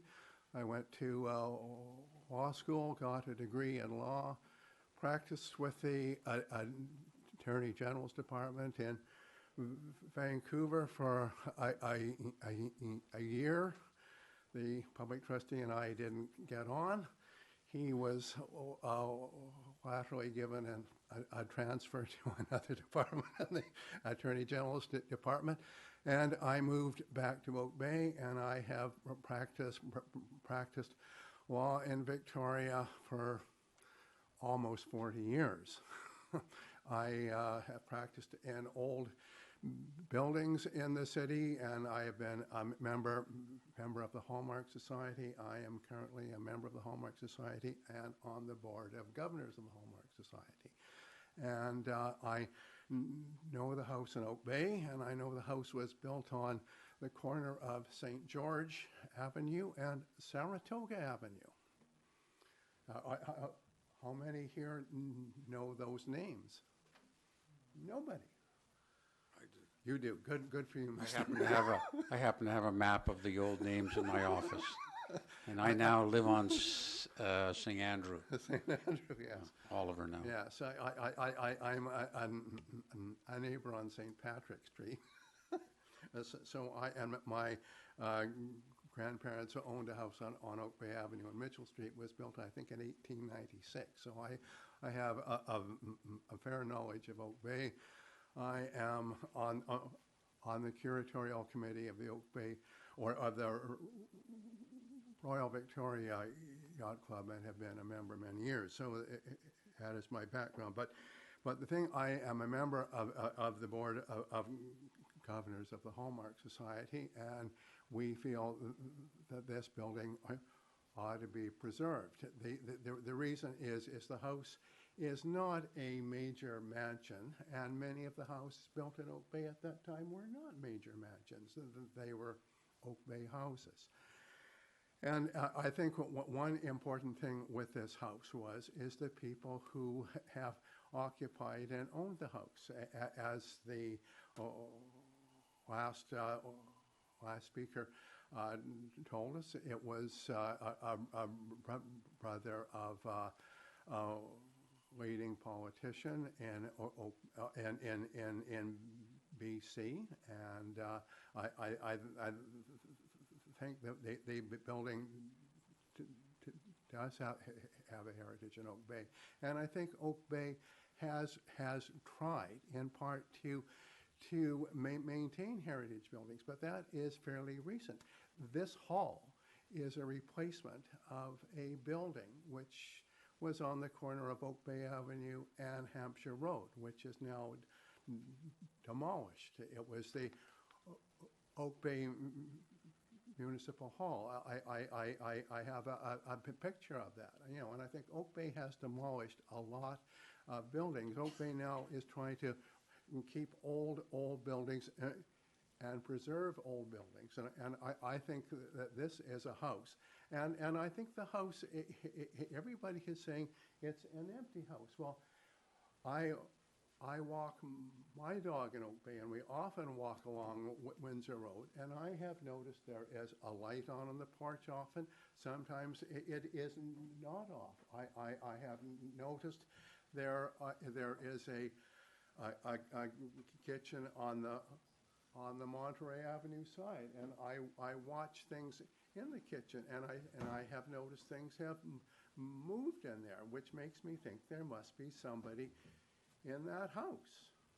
It's just an odd thing. And in conclusion, as I say, I apologize for being late, but I am on the board of governors of the Hallmark Society, and we had a meeting tonight. The reason I am late in this meeting, and the members passed a motion that it is their desire that this house remain. Now, an intriguing thing is this house is on 3 lots, and the house is on 2 lots, and I think the houses were all made as long, narrow houses on Windsor Road, and there is a lot which is the furthest lot down Windsor Road, which could be sold and divided, and those other 2 lots maintained with the house. So I think it is in Oak Bay's interest to try and preserve Old Oak Bay. And I thought that this was the policy of Oak Bay. I mean, at one time, Oak Bay was tearing buildings down, but now they aren't tearing buildings down. And now this person wants to tear a building down which has a lot of heritage value, not only in Oak Bay, but in Vancouver Island and BC. So I rest my case, Your Honor. Thank you, Mr. Tomlinson. Are there any other speakers? Of Mr. Tomlinson? Yeah, certainly. Mr. Tomlinson, if you could come forward again. Councillor Zelka has a question for you. Oh, thank you so much, Chair. Yeah. Just this wonderful opportunity of a representative of the Hallmark Society Yes. to be here. Mhm. Maybe you could answer, would the Hallmark Society or any other group that you're aware of might be interested in taking the time to raise the funds to save the building or do whatever needs to be done, Well, either to move it or possibly purchase it in place and deal with it? Well, basically, unfortunately, the Hallmark Society doesn't have enough money to do that. We have had a lease, a long-term lease of the old Greg Flower School. So, but, Thank you. Thank you. Good. Thank you very much. Anyone else? Okay, thank you. Okay. Good. While we're waiting for Mr. Wright to come up and answer some of those points, Ms. Jensen, this isn't about a forced preservation of the house. This is just about whether or not we delay demolition. That is correct. Council has already lifted the 60-day protection order. That's right. So I want to make that very clear because it certainly sounded from what Mr. Tomlinson had in mind that we were on the threshold of forcing a preservation order, and that's not what we're being asked for today. All right. Correct. Mr. Wright, you I'm want to sorry, respond to any of that? Well, I first of all, I made a good faith effort on the advice of staff that I should try to keep my remarks to 3 minutes. So I left a lot on the cutting room floor. Rather than reach for the last draft, is it possible in this forum to invite you to ask me some of the same questions you asked Ms. Jensen? Because I think well, you can respond to any of the questions you heard. I don't know, do we have specific questions, Mr. Wright? But you're free to respond to any of the questions that we asked or any of the points that Mr. Tomlinson or Mr. Mayhew, for that matter, raised earlier. Well, first of all, there's really no prospect of the house being saved, and I don't believe that's in contention. And I think in the report which Ms. Jensen submitted to council, the shift in emphasis came to putting landscaping elements or preserving landscaping elements. And as I've suggested, both the existing survival of those things, there's really nothing left but cedars and blackberries and ivy and holly trees and some dead fruit trees, which will need to be taken out. I think my sense of the purpose of this bylaw, regardless of what might be voiced about the heritage value of the house or the heritage value of the garden itself, is that this is not a debate about this house at all. And it's not even a debate about this neighborhood. This is perhaps a recognition that Oak Bay needs a more broad exercise of and debate of what kind of architecture it wants its future to look like. And I appreciate that, and I hope you have that debate. And I can certainly tell you, you've done a much better job than we have in Vancouver. We have such incredibly ugly new houses in Vancouver. If they came over and built one of these here, you'd have a design panel tomorrow, I promise you. But I'm sure that the challenge of having a design panel is that you have to hire a lot of people to be able to process applications within a reasonable period of time. Anyway, my point is I feel that use of this delay is basically downloading onto anyone that you can exercise some control over what they put up, because what goes into putting a building permit up. Usually I gather you have issues with respect to FSRs and setbacks and heights and things like that. The heartburn I'm having over this being pushed off when there's really no prospect that the house isn't going to be preserved, the house isn't going to be moved, the trees along the front will be kept, You haven't got the ability to keep the new owner of the third lot from doing things with vegetation. You know, what are you going to do with two lots that's so important that I'm going to be facing a developer who's saying, I don't know what Oak Bay Council is going to approve. I think you should take $250,000 less for each lot because I'm taking the risk that they're going to try and pull something. And, you know, to me that, well, sorry, Councillor Zelk, would you like to ask a question there, or was that just it? No, you just continue. Okay. When you're finished, okay. you can, to me, it have just, a question. it seems like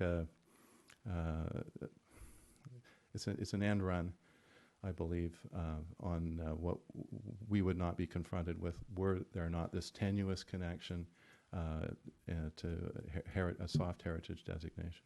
Thank you, Mr. Wright. Any questions, Mr. Wright? Okay. Yes, Councillor Braithwaite, please. Thanks so much. So there's a couple of things that I'd like to address. You said when you were previously speaking that not allowing the demolition right now would limit the field of purchasers, and so I would like to know, how does it limit the sale? Because here's my view, is that the house is going to get demolished no matter what eventually. Correct? Correct. Correct. So right now you have a lot that can be built on. You have two lots that the house straddles. So if the house stays there, you can still sell the two lots individually, and as soon as one of the lots is sold, then the house can get demolished. So I don't see what the rush is to get the house demolished before you've even sold the lot. No, I'm not sure that's correct, because I think you would expect that there would be a house built on the second lot to be sold as well. So I think the difficulty is that the owners of both properties would have to submit their plans for the structures going on to both lots 1 and 2 before the house which straddles lot 1 and 2 comes down. So perhaps I can direct that question to staff? Yeah, that would be helpful. Ms. Jensen, is that correct?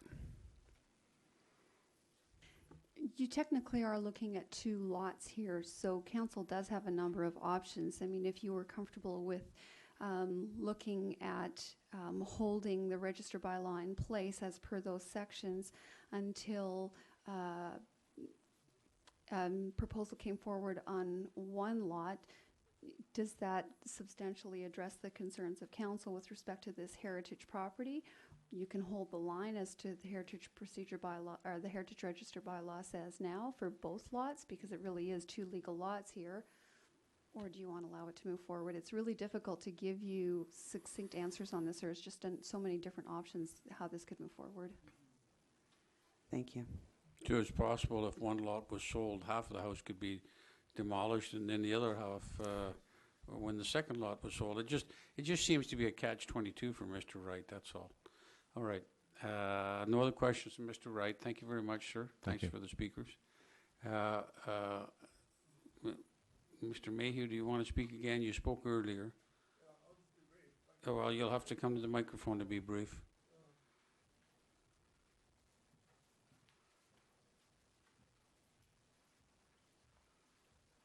Thanks, Your Worship. I wonder if Mr. Wright would allow a party to move the house on the site, because I believe the house is salvageable. I've tried to explain that I bought 1728 Denman, which had no steps, leaking roof. It was in worse condition than this house. And would he agree to let a party move the house on the site, and that would enable him to build a house on Monterey, which I've explained many times, next to 1151, a new house there, and he could also build a new house on the third lot and give us a chance to move the house on the site, and then he could sell the third lot, which would have the house on it. That's what I want to ask through you, whether he would let us move the house on site to allow, a lot off of. I'm not going to ask him whether he would do it, but I'm going to ask him, sure, Mr. Wright, have you considered that as an option?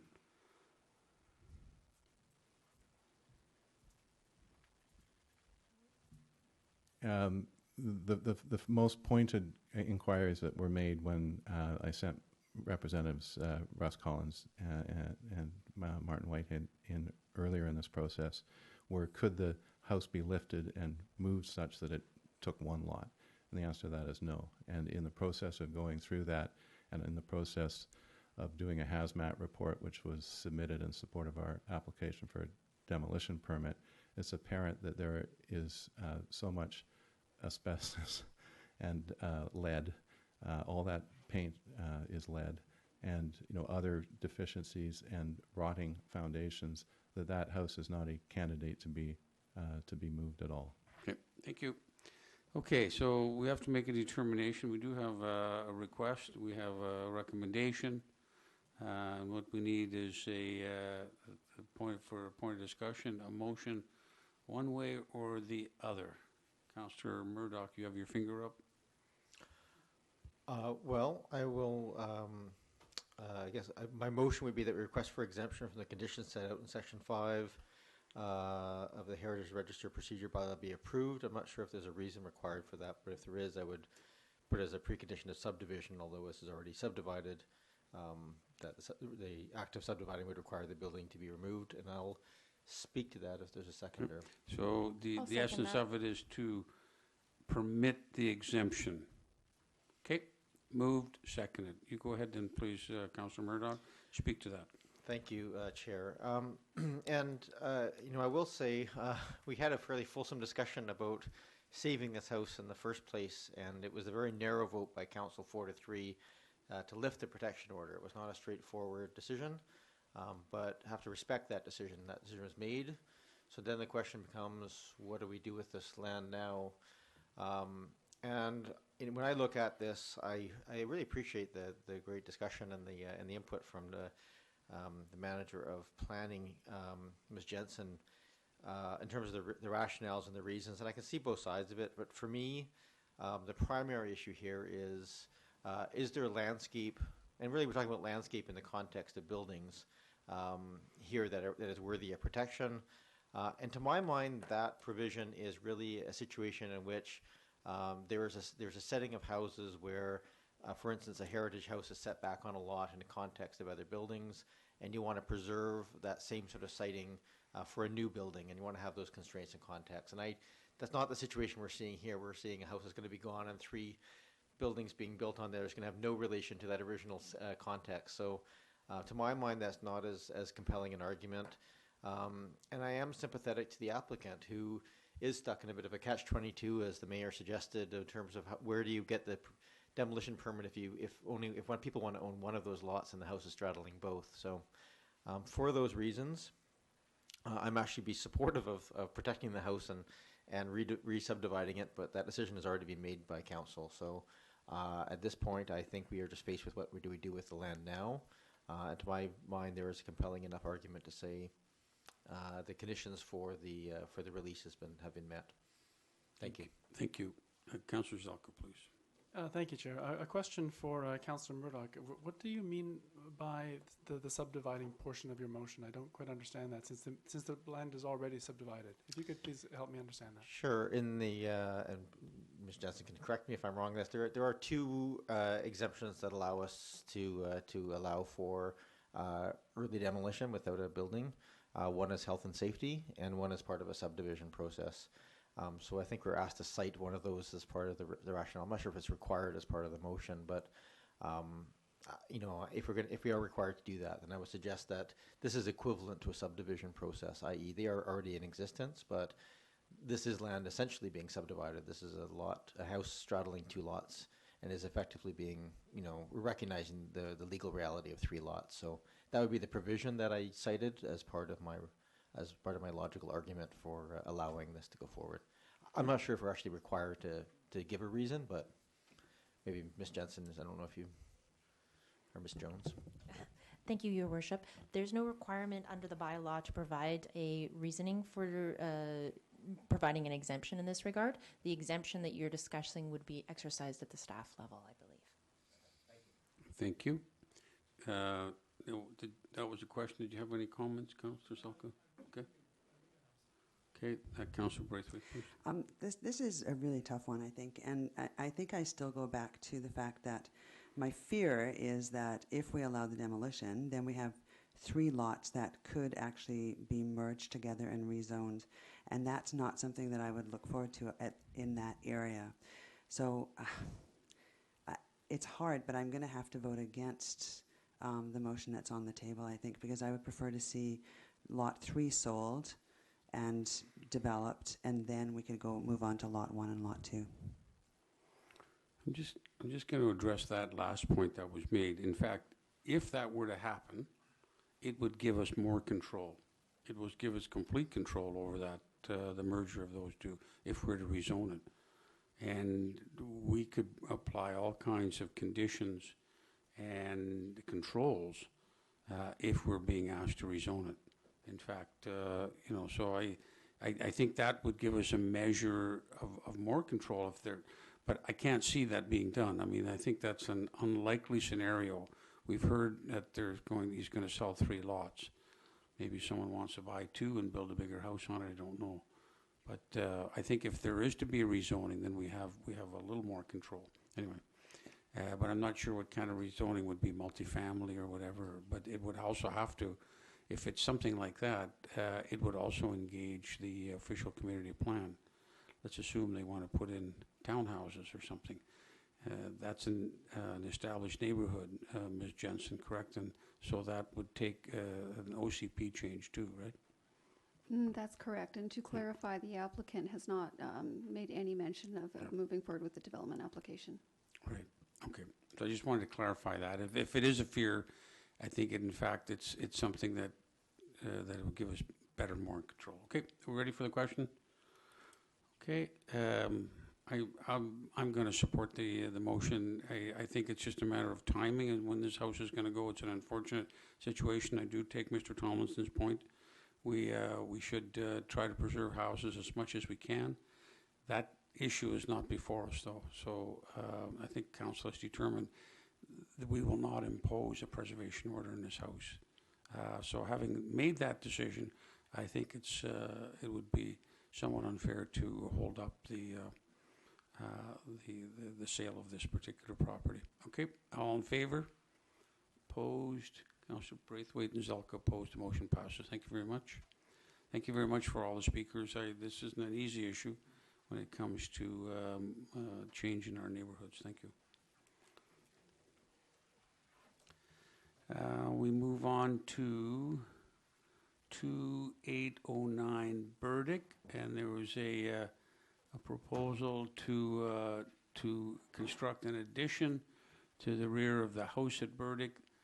It is listed on the Community Heritage Registry. We have a report from Ms. Jensen, and her recommendation at this point is that it be subject to a temporary protection order, and then it be referred to the Heritage Commission, which is fairly standard process. Is the owner or applicant here? Or you're the owner or the representative? All right, thank you. Do you see in the report, sir? Okay. Does anyone need to hear from Ms. Jensen? We have a report in front of us. I'll move the recommendation from Ms. Jensen. Second. Okay, so that's a preservation order for up to 60 days. Is it 60 days? Yeah, not more than 60 days. And then it'll go to the commission. Then at some point it'll come back here.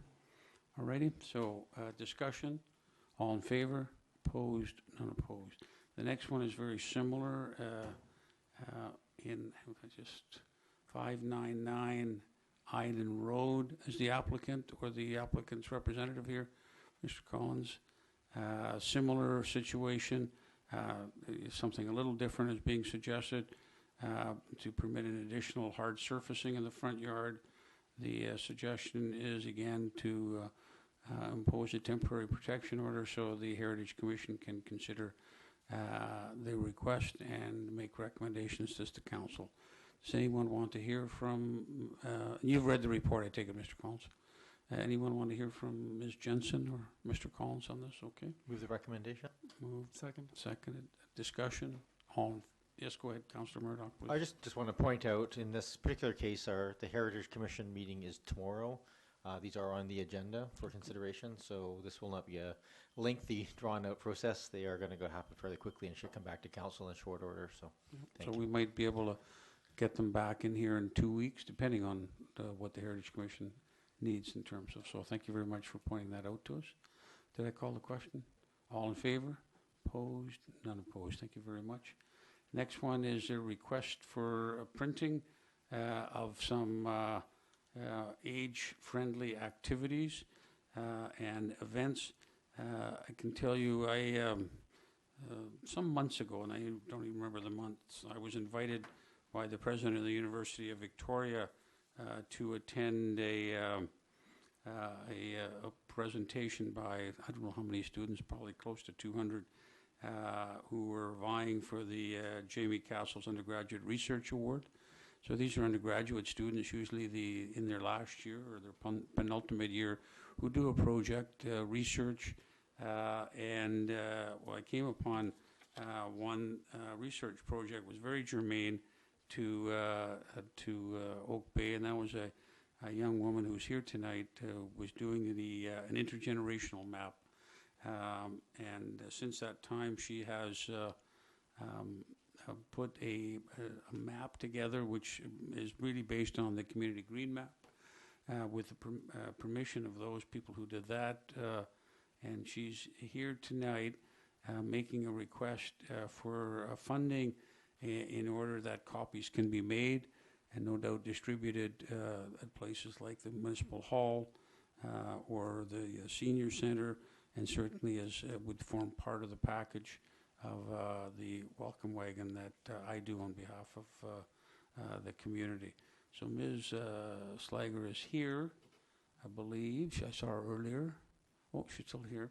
You wouldn't mind coming forward and just giving us a little bit of, very little bit of a background as to what motivated you to do this and the purpose of your map. And I have a copy here. She was in to see me a little while ago. She left me with a kind of a prototype. As you can see, it's very similar to the green map, but it's overlaid with information about community heritage, outdoor activities, art, sculpture, and also repeats the transportation method. So, and it has some extra information about our community. So, welcome. Thank you. I just want to say thanks to Mayor Jensen for inviting me in front of you and the council members for having me here, but also for Maura for going through everything and patience with the application with me all last week. So those of you that don't know, my name is Lisa, and as Mayor Jensen said, I'm an undergraduate sociology student. So for the J-Cura, I did a project for my thesis in the honors program to work on developing a community map. So as an Oak Bay volunteer, I worked with a lot of older adults in the Oak Bay community, and I know that there's some factors that go into why certain people struggle with community cohesiveness and social inclusion. So what we really wanted to do was try to bring awareness of the spaces that allow different generations to get together and basically create an inventory, but we wanted it to be visual and easy for people to navigate, so we thought a map was the best way to do this. So I got together with Jill Croft, who helped do the Oak Bay Community Green Map, and this is kind of a partner map that we did. But instead of focusing on just like green spaces, we focused more on community events and places and spaces in the community that kind of fostered relationships between generations. Instead of just being in the same location, we wanted things that built friendships and understanding amongst people. So once we did this inventory, we wanted to do it a little bit smaller, a little pocket size, to make it easier for people to carry around Oak Bay and more easily navigate the community, because as we know, the community green map that exists right now is fairly large and a bit easy to go around, but it is based with the same artwork that Jill kindly offered to do for this map, and so it's really transferable to people who are used to the green map. They'll be able to look at my map and build off that. But mostly, a lot of these activities I wanted to stress were free. We went through the research process to ensure that they engage all different kinds of age groups and generations, and that were socially inclusive of everybody, and that mostly, I wanted to use the example of Friends of Uplands Park, because as Margaret was here tonight, her organization is really popular in the community and really well liked, and so the pre-existing green map has Uplands Park on that, but what we wanted to stress was the program itself. So on it, it has Friends of Uplands Park to bring awareness to people that that's a space, not only a park that you can attend, but also programs and volunteer sites that are open to different age groups with different tasks to help environmental restoration, which is beneficial to the environmental restoration of the Uplands Park, but as well as the intergenerational relationships that you get from volunteering as part of that. So mostly I would just like to argue that this map is a value to the community because I think it helps promote local businesses as well as local organizations. It provides the opportunity for people to feel welcome and valued in their community in all walks of life. As well, it enhances the community cooperation and cohesiveness in the Oak Bay. And then it allows people to easily navigate the Oak Bay, especially because of the smaller size. So mostly I'm just asking for the support of the municipality to help me print copies and help me distribute them within Oak Bay. There's been a lot of support so far through the Oak Bay community for wanting to see the map, and so now it's just about getting it out there. So, thank you. Thank you. Are there any questions for Ms. Slager? Councillor Murdoch, please. Thank you for your presentation. None of us have seen the map except for the mayor, apparently. So part of this is the question I had coming in here is, what is this map and what is the value? What does it look like? Definitely. So I guess my question is, because I think you'll have support in principle for this without any great issue at this table. The question, of course, now is how many copies we need and what's appropriate. Is there a time-sensitive nature to this? Or I'm just wondering if we could, there's some option here just to kind of approve this in principle and have a look at it and come back in 2 weeks' time and decide on the quantity to approve, because I'd feel more comfortable with that, just to actually see it and get a sense of how many and where it would go and so forth. Yeah, this project, because it's a student project, it's basically my time, so there's no time-sensitive nature. So definitely we could come back to it. I also submitted a budget, or not like a budget, but like a quote through the printing through the university on how to do it. So like, for example, 250 copies is $465, but the more you print, the more like inexpensive we have the they are. numbers here. Yeah. It's perfect. Through you, Mayor, would that be something reasonable to do, that we just sort of agree in principle on this one and just come back with the quantities next time around? Absolutely, and maybe we can, do you have enough to hand it around? I only have the one copy that I have and the copy you have, but Okay, I can so- definitely drop off more this week if you guys wanted to take a look at them. Okay, I'd love to share mine. And it is something that certainly, knowing the kinds of questions that I have when I greet new owners, this would be very simple. That green map is very good, but quite frankly, people aren't going to carry it around. It's very large. We have a copy of it in the front hall that's been framed, and it's an excellent piece of work, but this just makes it, I think, more accessible. I think it would be appropriate that we approve the request in principle, and then we refer the matter of the number of the quantity to the next council meeting, which will be 2 weeks tonight. Are you able to attend? Yeah. Okay, and I won't be here. I'll just start my vacation. So if you wanted to I'll make that motion. Okay. Okay, moved and seconded. Councillor Kirby. I just wanted to, first of all, thank you for the work you did on this. This is an excellent project, and my own family's experience with the Friends of Uplands Park, bringing that intergenerational connection to our family has been very powerful. So I endorse your idea. I think that's fantastic, and I think I've watched it, so I applaud you for this. But in addition, I would feel more comfortable just approving, a quantity of, say, 500 as the middle ground, because the difference between the printing rates is not dramatic by any stretch. It's a couple $100 to double the amount, or have 1,000 printed. I don't know that we'd have that there would be that. I don't know how many houses you visit, but certainly not 1,000 in the next year. Well, there's been a lot less in the last year, I can tell you, in terms of the number of the turnovers. But I've never really sat down and counted, but I bet you there's 200 plus or minus per year. Right. So it would be 500 would be about a 2-year supply. Plus, if we have them at the Monterey Center and at our counter here.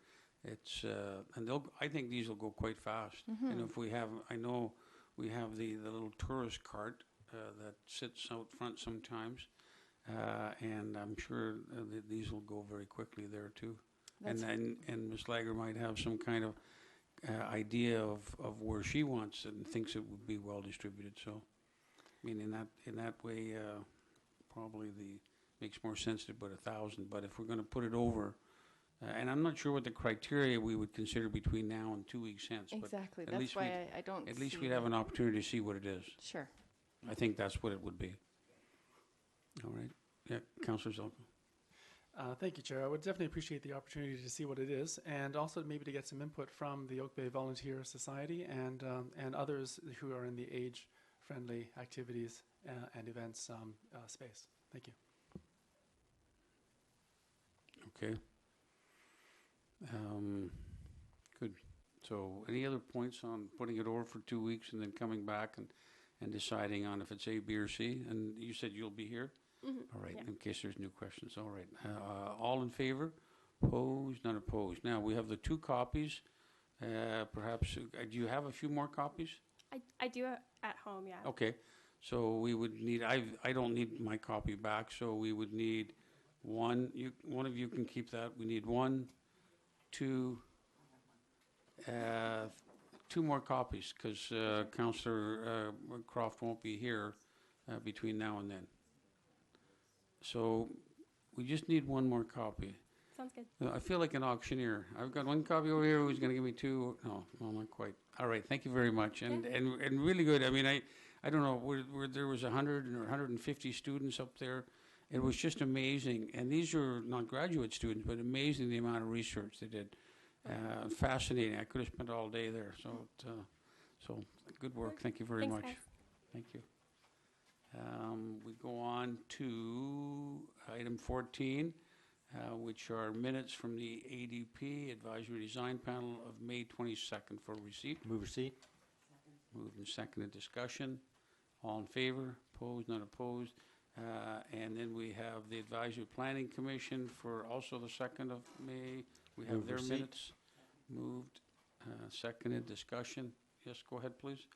Councillor Zelko, discussing the minutes. Yeah, of the Advisory Planning Commission. Yes, thank you very much, Chair. I do have a couple of questions that came up, having had a chance to review the minutes and compare to what I heard sort of at the meeting.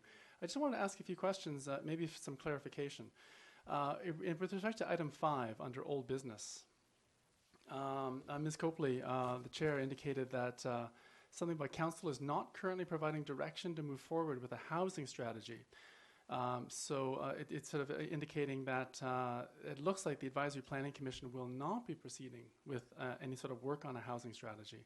I just want to confirm, is that my understanding? I want to start with that question, please, of staff. I guess, Ms. Jensen, you were there. Is that possible to answer that question?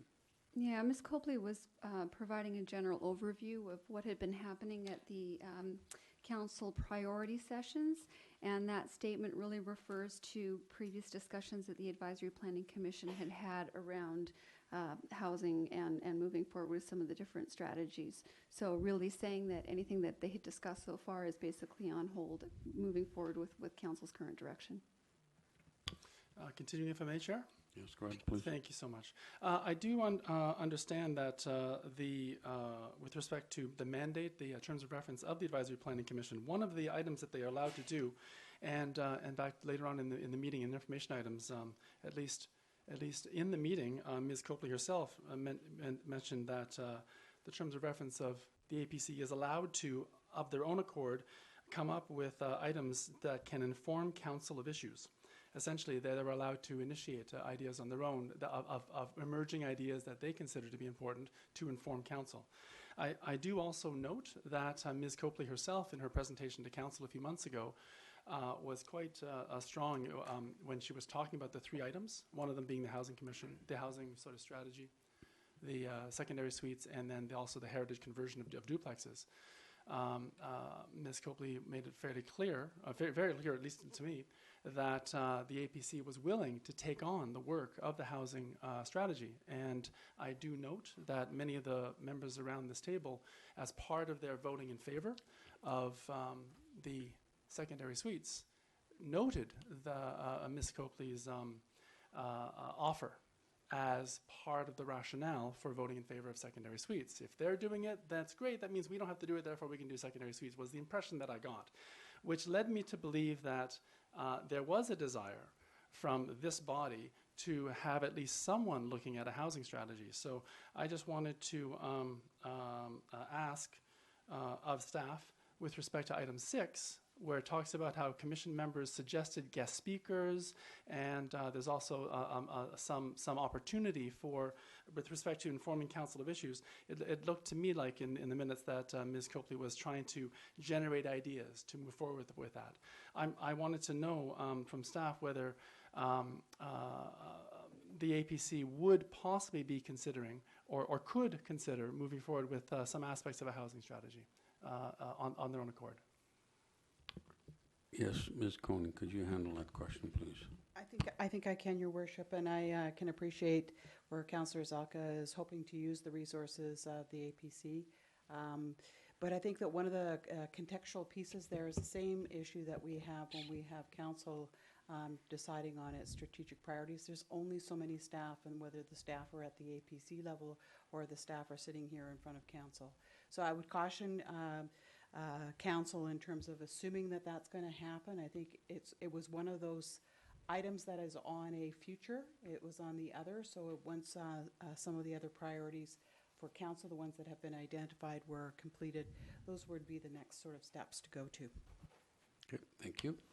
If I may, Councillor Zalka. Supplemental. Thank you very much. So I definitely appreciate that feedback from staff.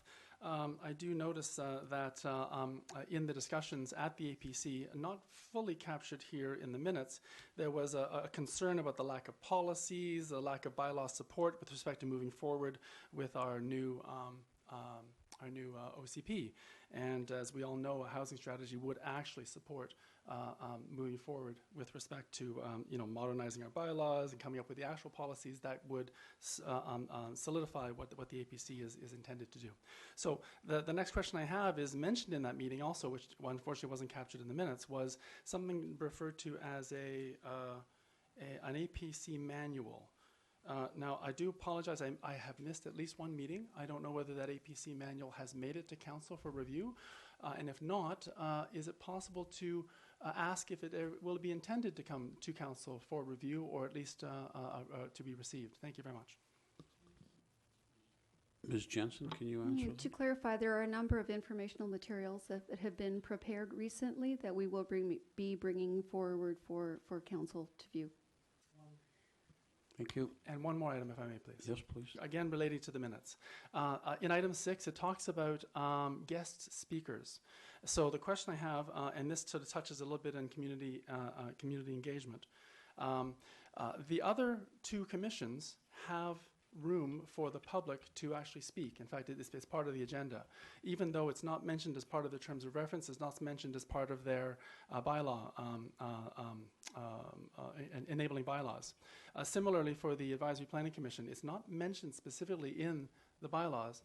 So my question, I guess maybe for the deputy, no, I want to say clerk, but that's the wrong term.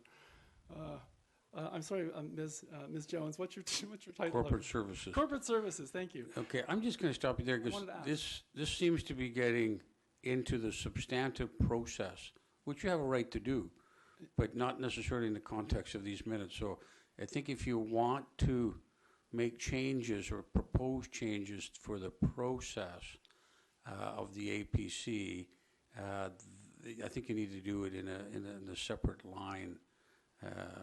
Through a notice of motion, through some suggestions of making changes, not through the minutes here. Because we're receiving their minutes as to what they said.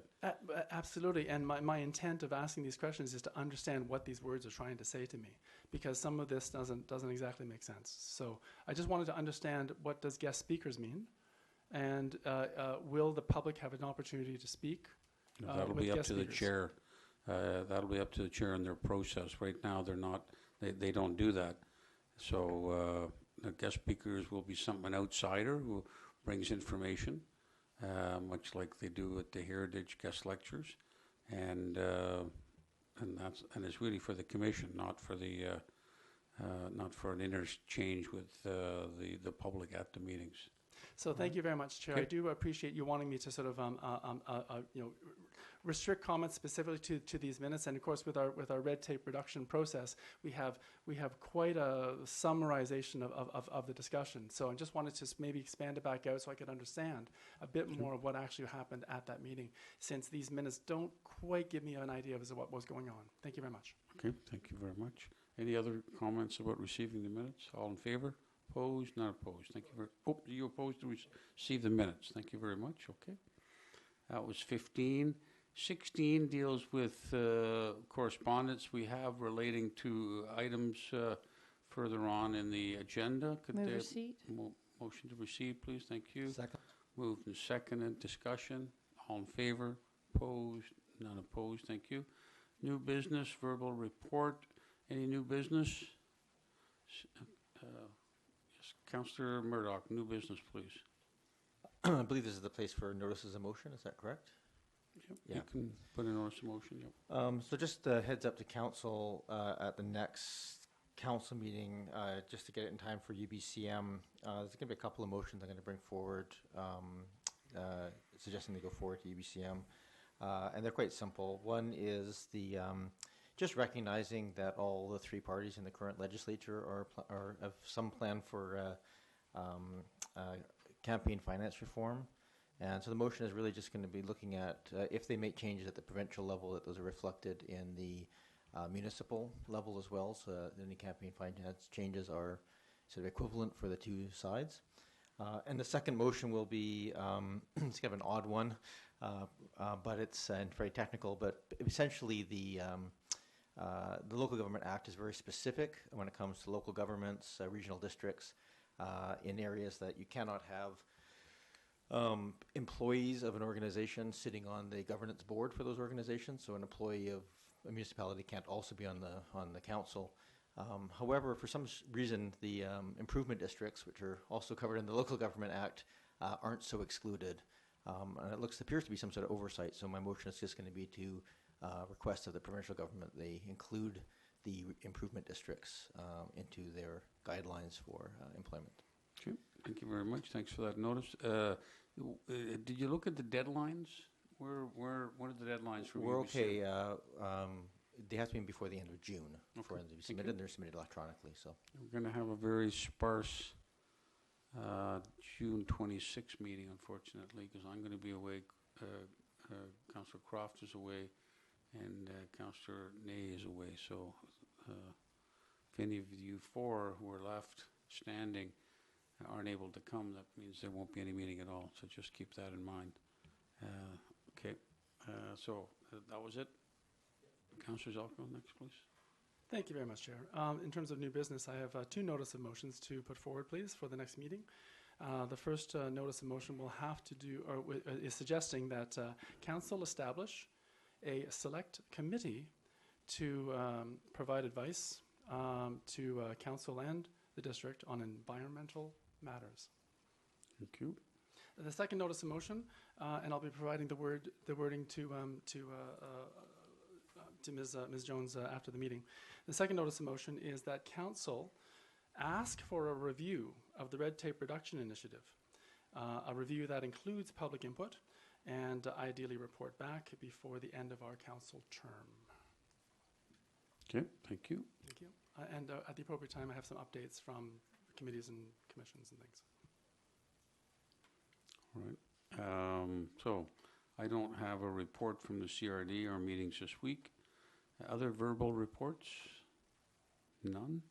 Yes, you have another verbal report. Thank you. Yes, thank you very much. From the CRD Water Commission, I wanted to report that the 2016 water quality report is out. It's a fascinating report, and it has the fundamental report is that our water quality is safe, and it's very good news.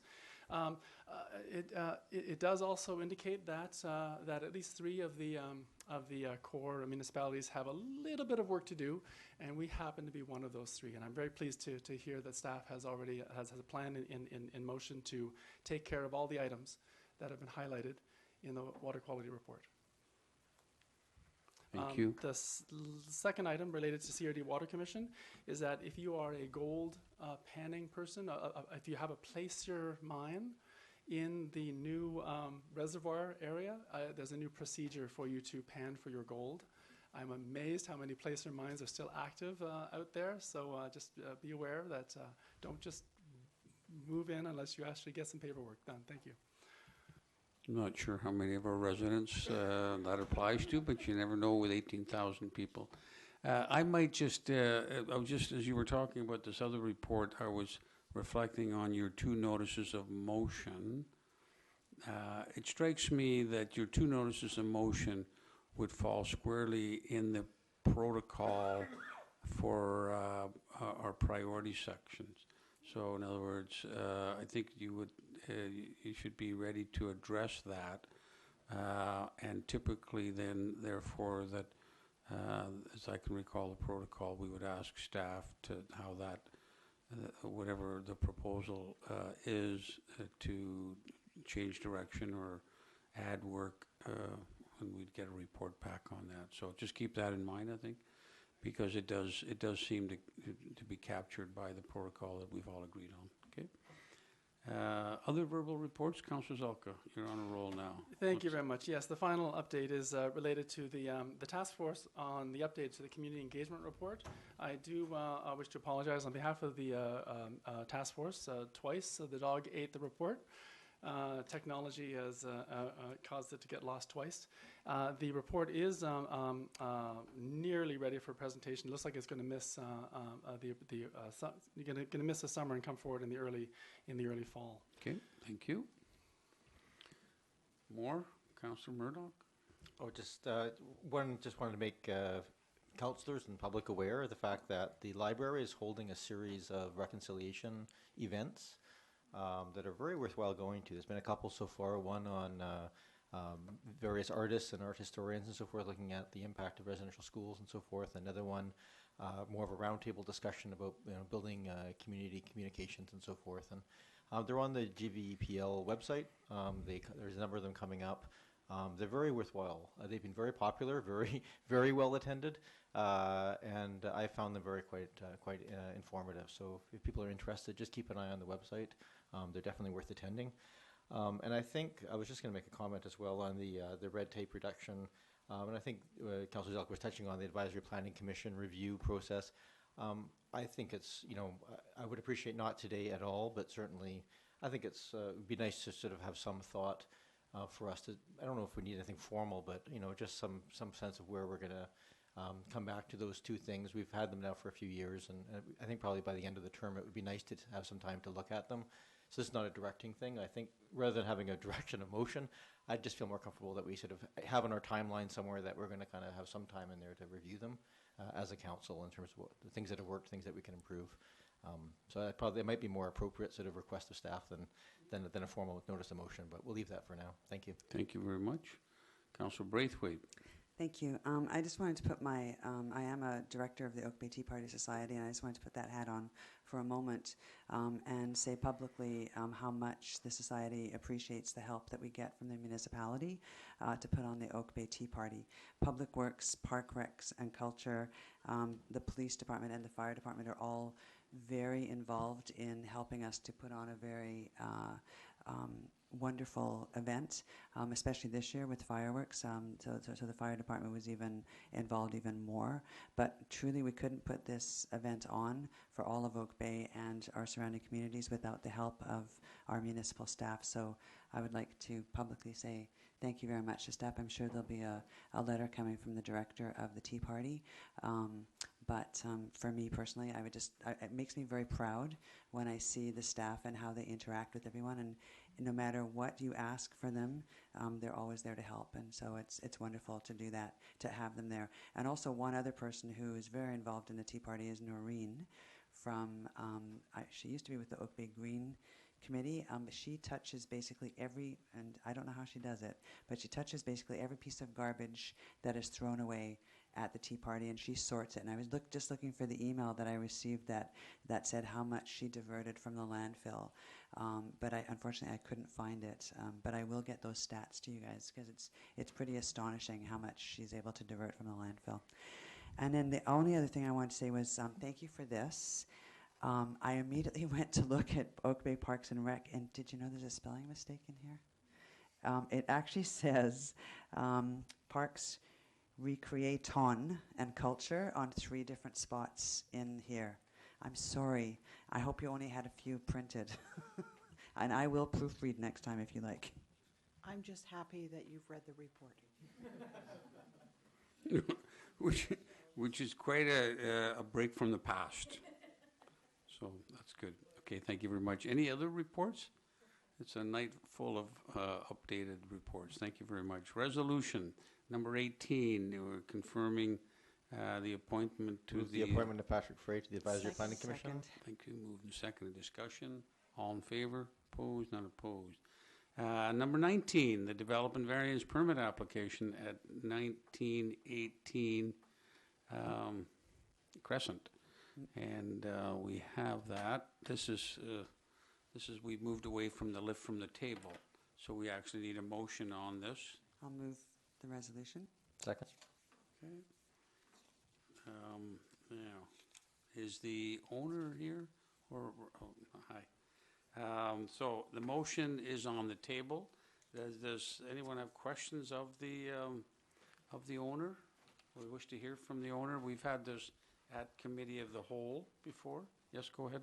It's actually not a question for the owners. You don't have to stand up. It's just a question for staff procedurally.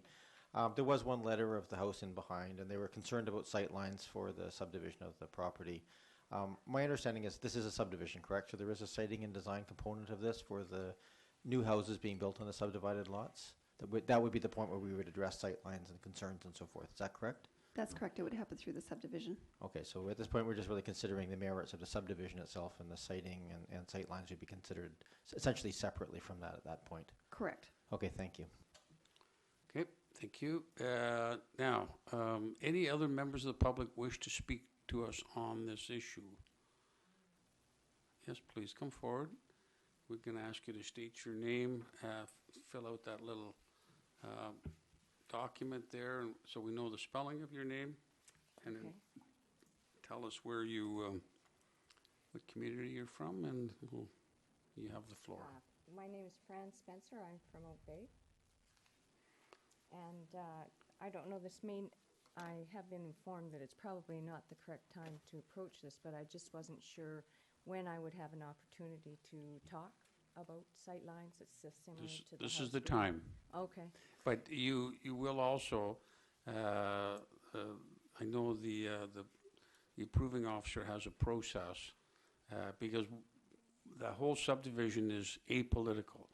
So it's not the issue of the subdivision is not something that we consider. That's done by an arm's length officer who's appointed to do that. And the arm's length officer has a whole series of criteria he or she must take into account.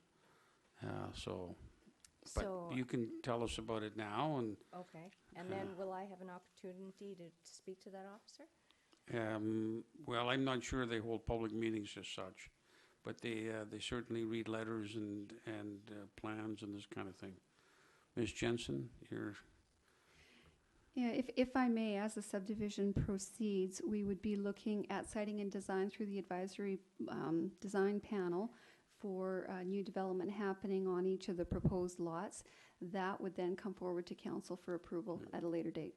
And then at that point, you would be able to speak to us again on that issue. Would it not be a little late to do it at that point? Well, not really, because the decision wouldn't have been made by then. So if it requires the buildings to be moved over one way or another, typically the kind of conditions that are put on subdivision would allow council to say, you got to shift that over, you got to save that tree, you got to move it forward, whatever. So we do have a lot of powers depending on the conditions that are imposed by the approving officer. That's the arm's length officer. Okay. Well, I'll maybe give you the highlights of the Sure. letter that I sent you Absolutely. today. And Thank you. Don't mind. Okay. As this meeting was to discuss lot line variances, I thought I would express our concern that with the subdivision of 1918, we could lose our view corridor, and to suggest to you that this might be averted by increasing the front setbacks and relaxing the rear setbacks. We live at 309 Foul Bay, adjacent to the subdivision, and our house was designed by Samuel McClure, one of BC's foremost architects of his time. This house was built in 1910, making it one of the oldest in the neighborhood. Oak Bay's official community plan recognizes that part of Oak Bay's appeal is its strong sense of place and the value it places on its heritage and character homes. I think that as our home was designed by Samuel McClure and is over 100 years old, it helps contribute to Oak Bay's sense of place. McClure was noted for siting his homes to capture the view, and we feel that his siting of our house is integral to the McClure design and that it is essential the view corridor is maintained. At present, the houses on either side of us have setbacks that preserve the view for all of us. By increasing the required setback for the new homes to be built at 1918 Crescent, and if needed, relaxing the rear setbacks, the view for all of these neighboring homes could be preserved. Placing these new homes further back and up the hill will enhance the view from the new lots and not impact on the view from the homes behind.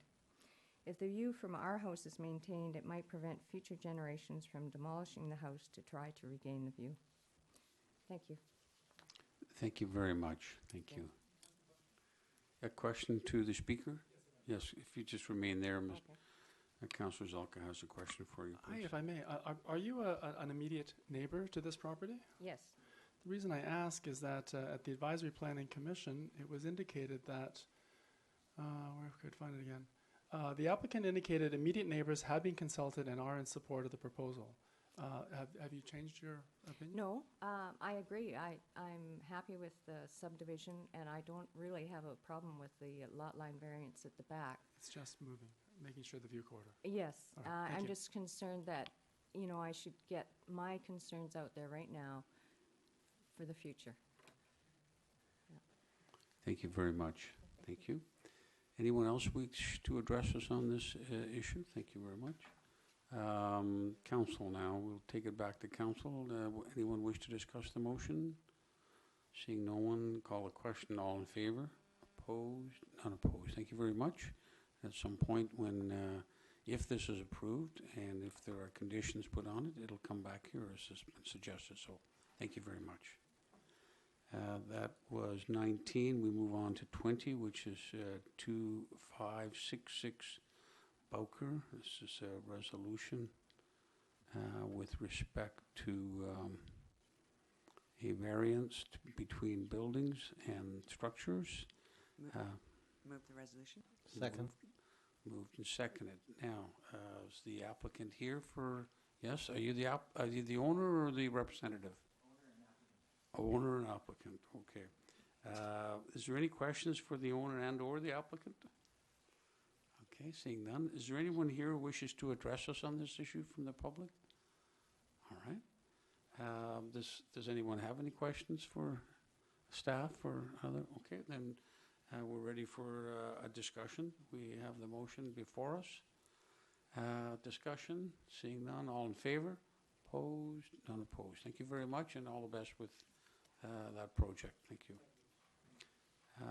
We have 21, which is a memo regarding the bylaw, which is up for final reading. This is in relation to the Bowker Village Housing Agreement, and it was passed first, second, and third reading. It's for final reading tonight. Move final read. Second. Moved and seconded. Discussion. All in favor? Opposed? None opposed. Now, is that the last bit of legislation with respect to that building then? Okay, thank you. Move adjournment? Move adjournment. I was going to say, we've run out of business, so let's adjourn. Moved and seconded. Discussion, we can discuss it with you. A quick question? Yeah, we can do that after we adjourn. Okay, thank you. I would like call of council and the audience to be aware of my question. I don't think it's going to affect whether or not we adjourn, because there's nothing else to be done on the... We'll stay. So it won't affect, Okay, it won't affect adjournment. If I can have a meeting with council after the... Okay, all in favor? Opposed? None opposed. Thank you very much. We're stand adjourned, and our next meeting of council is the committee of the whole. Mr. Tomlinson, I think we just got to shut everything off.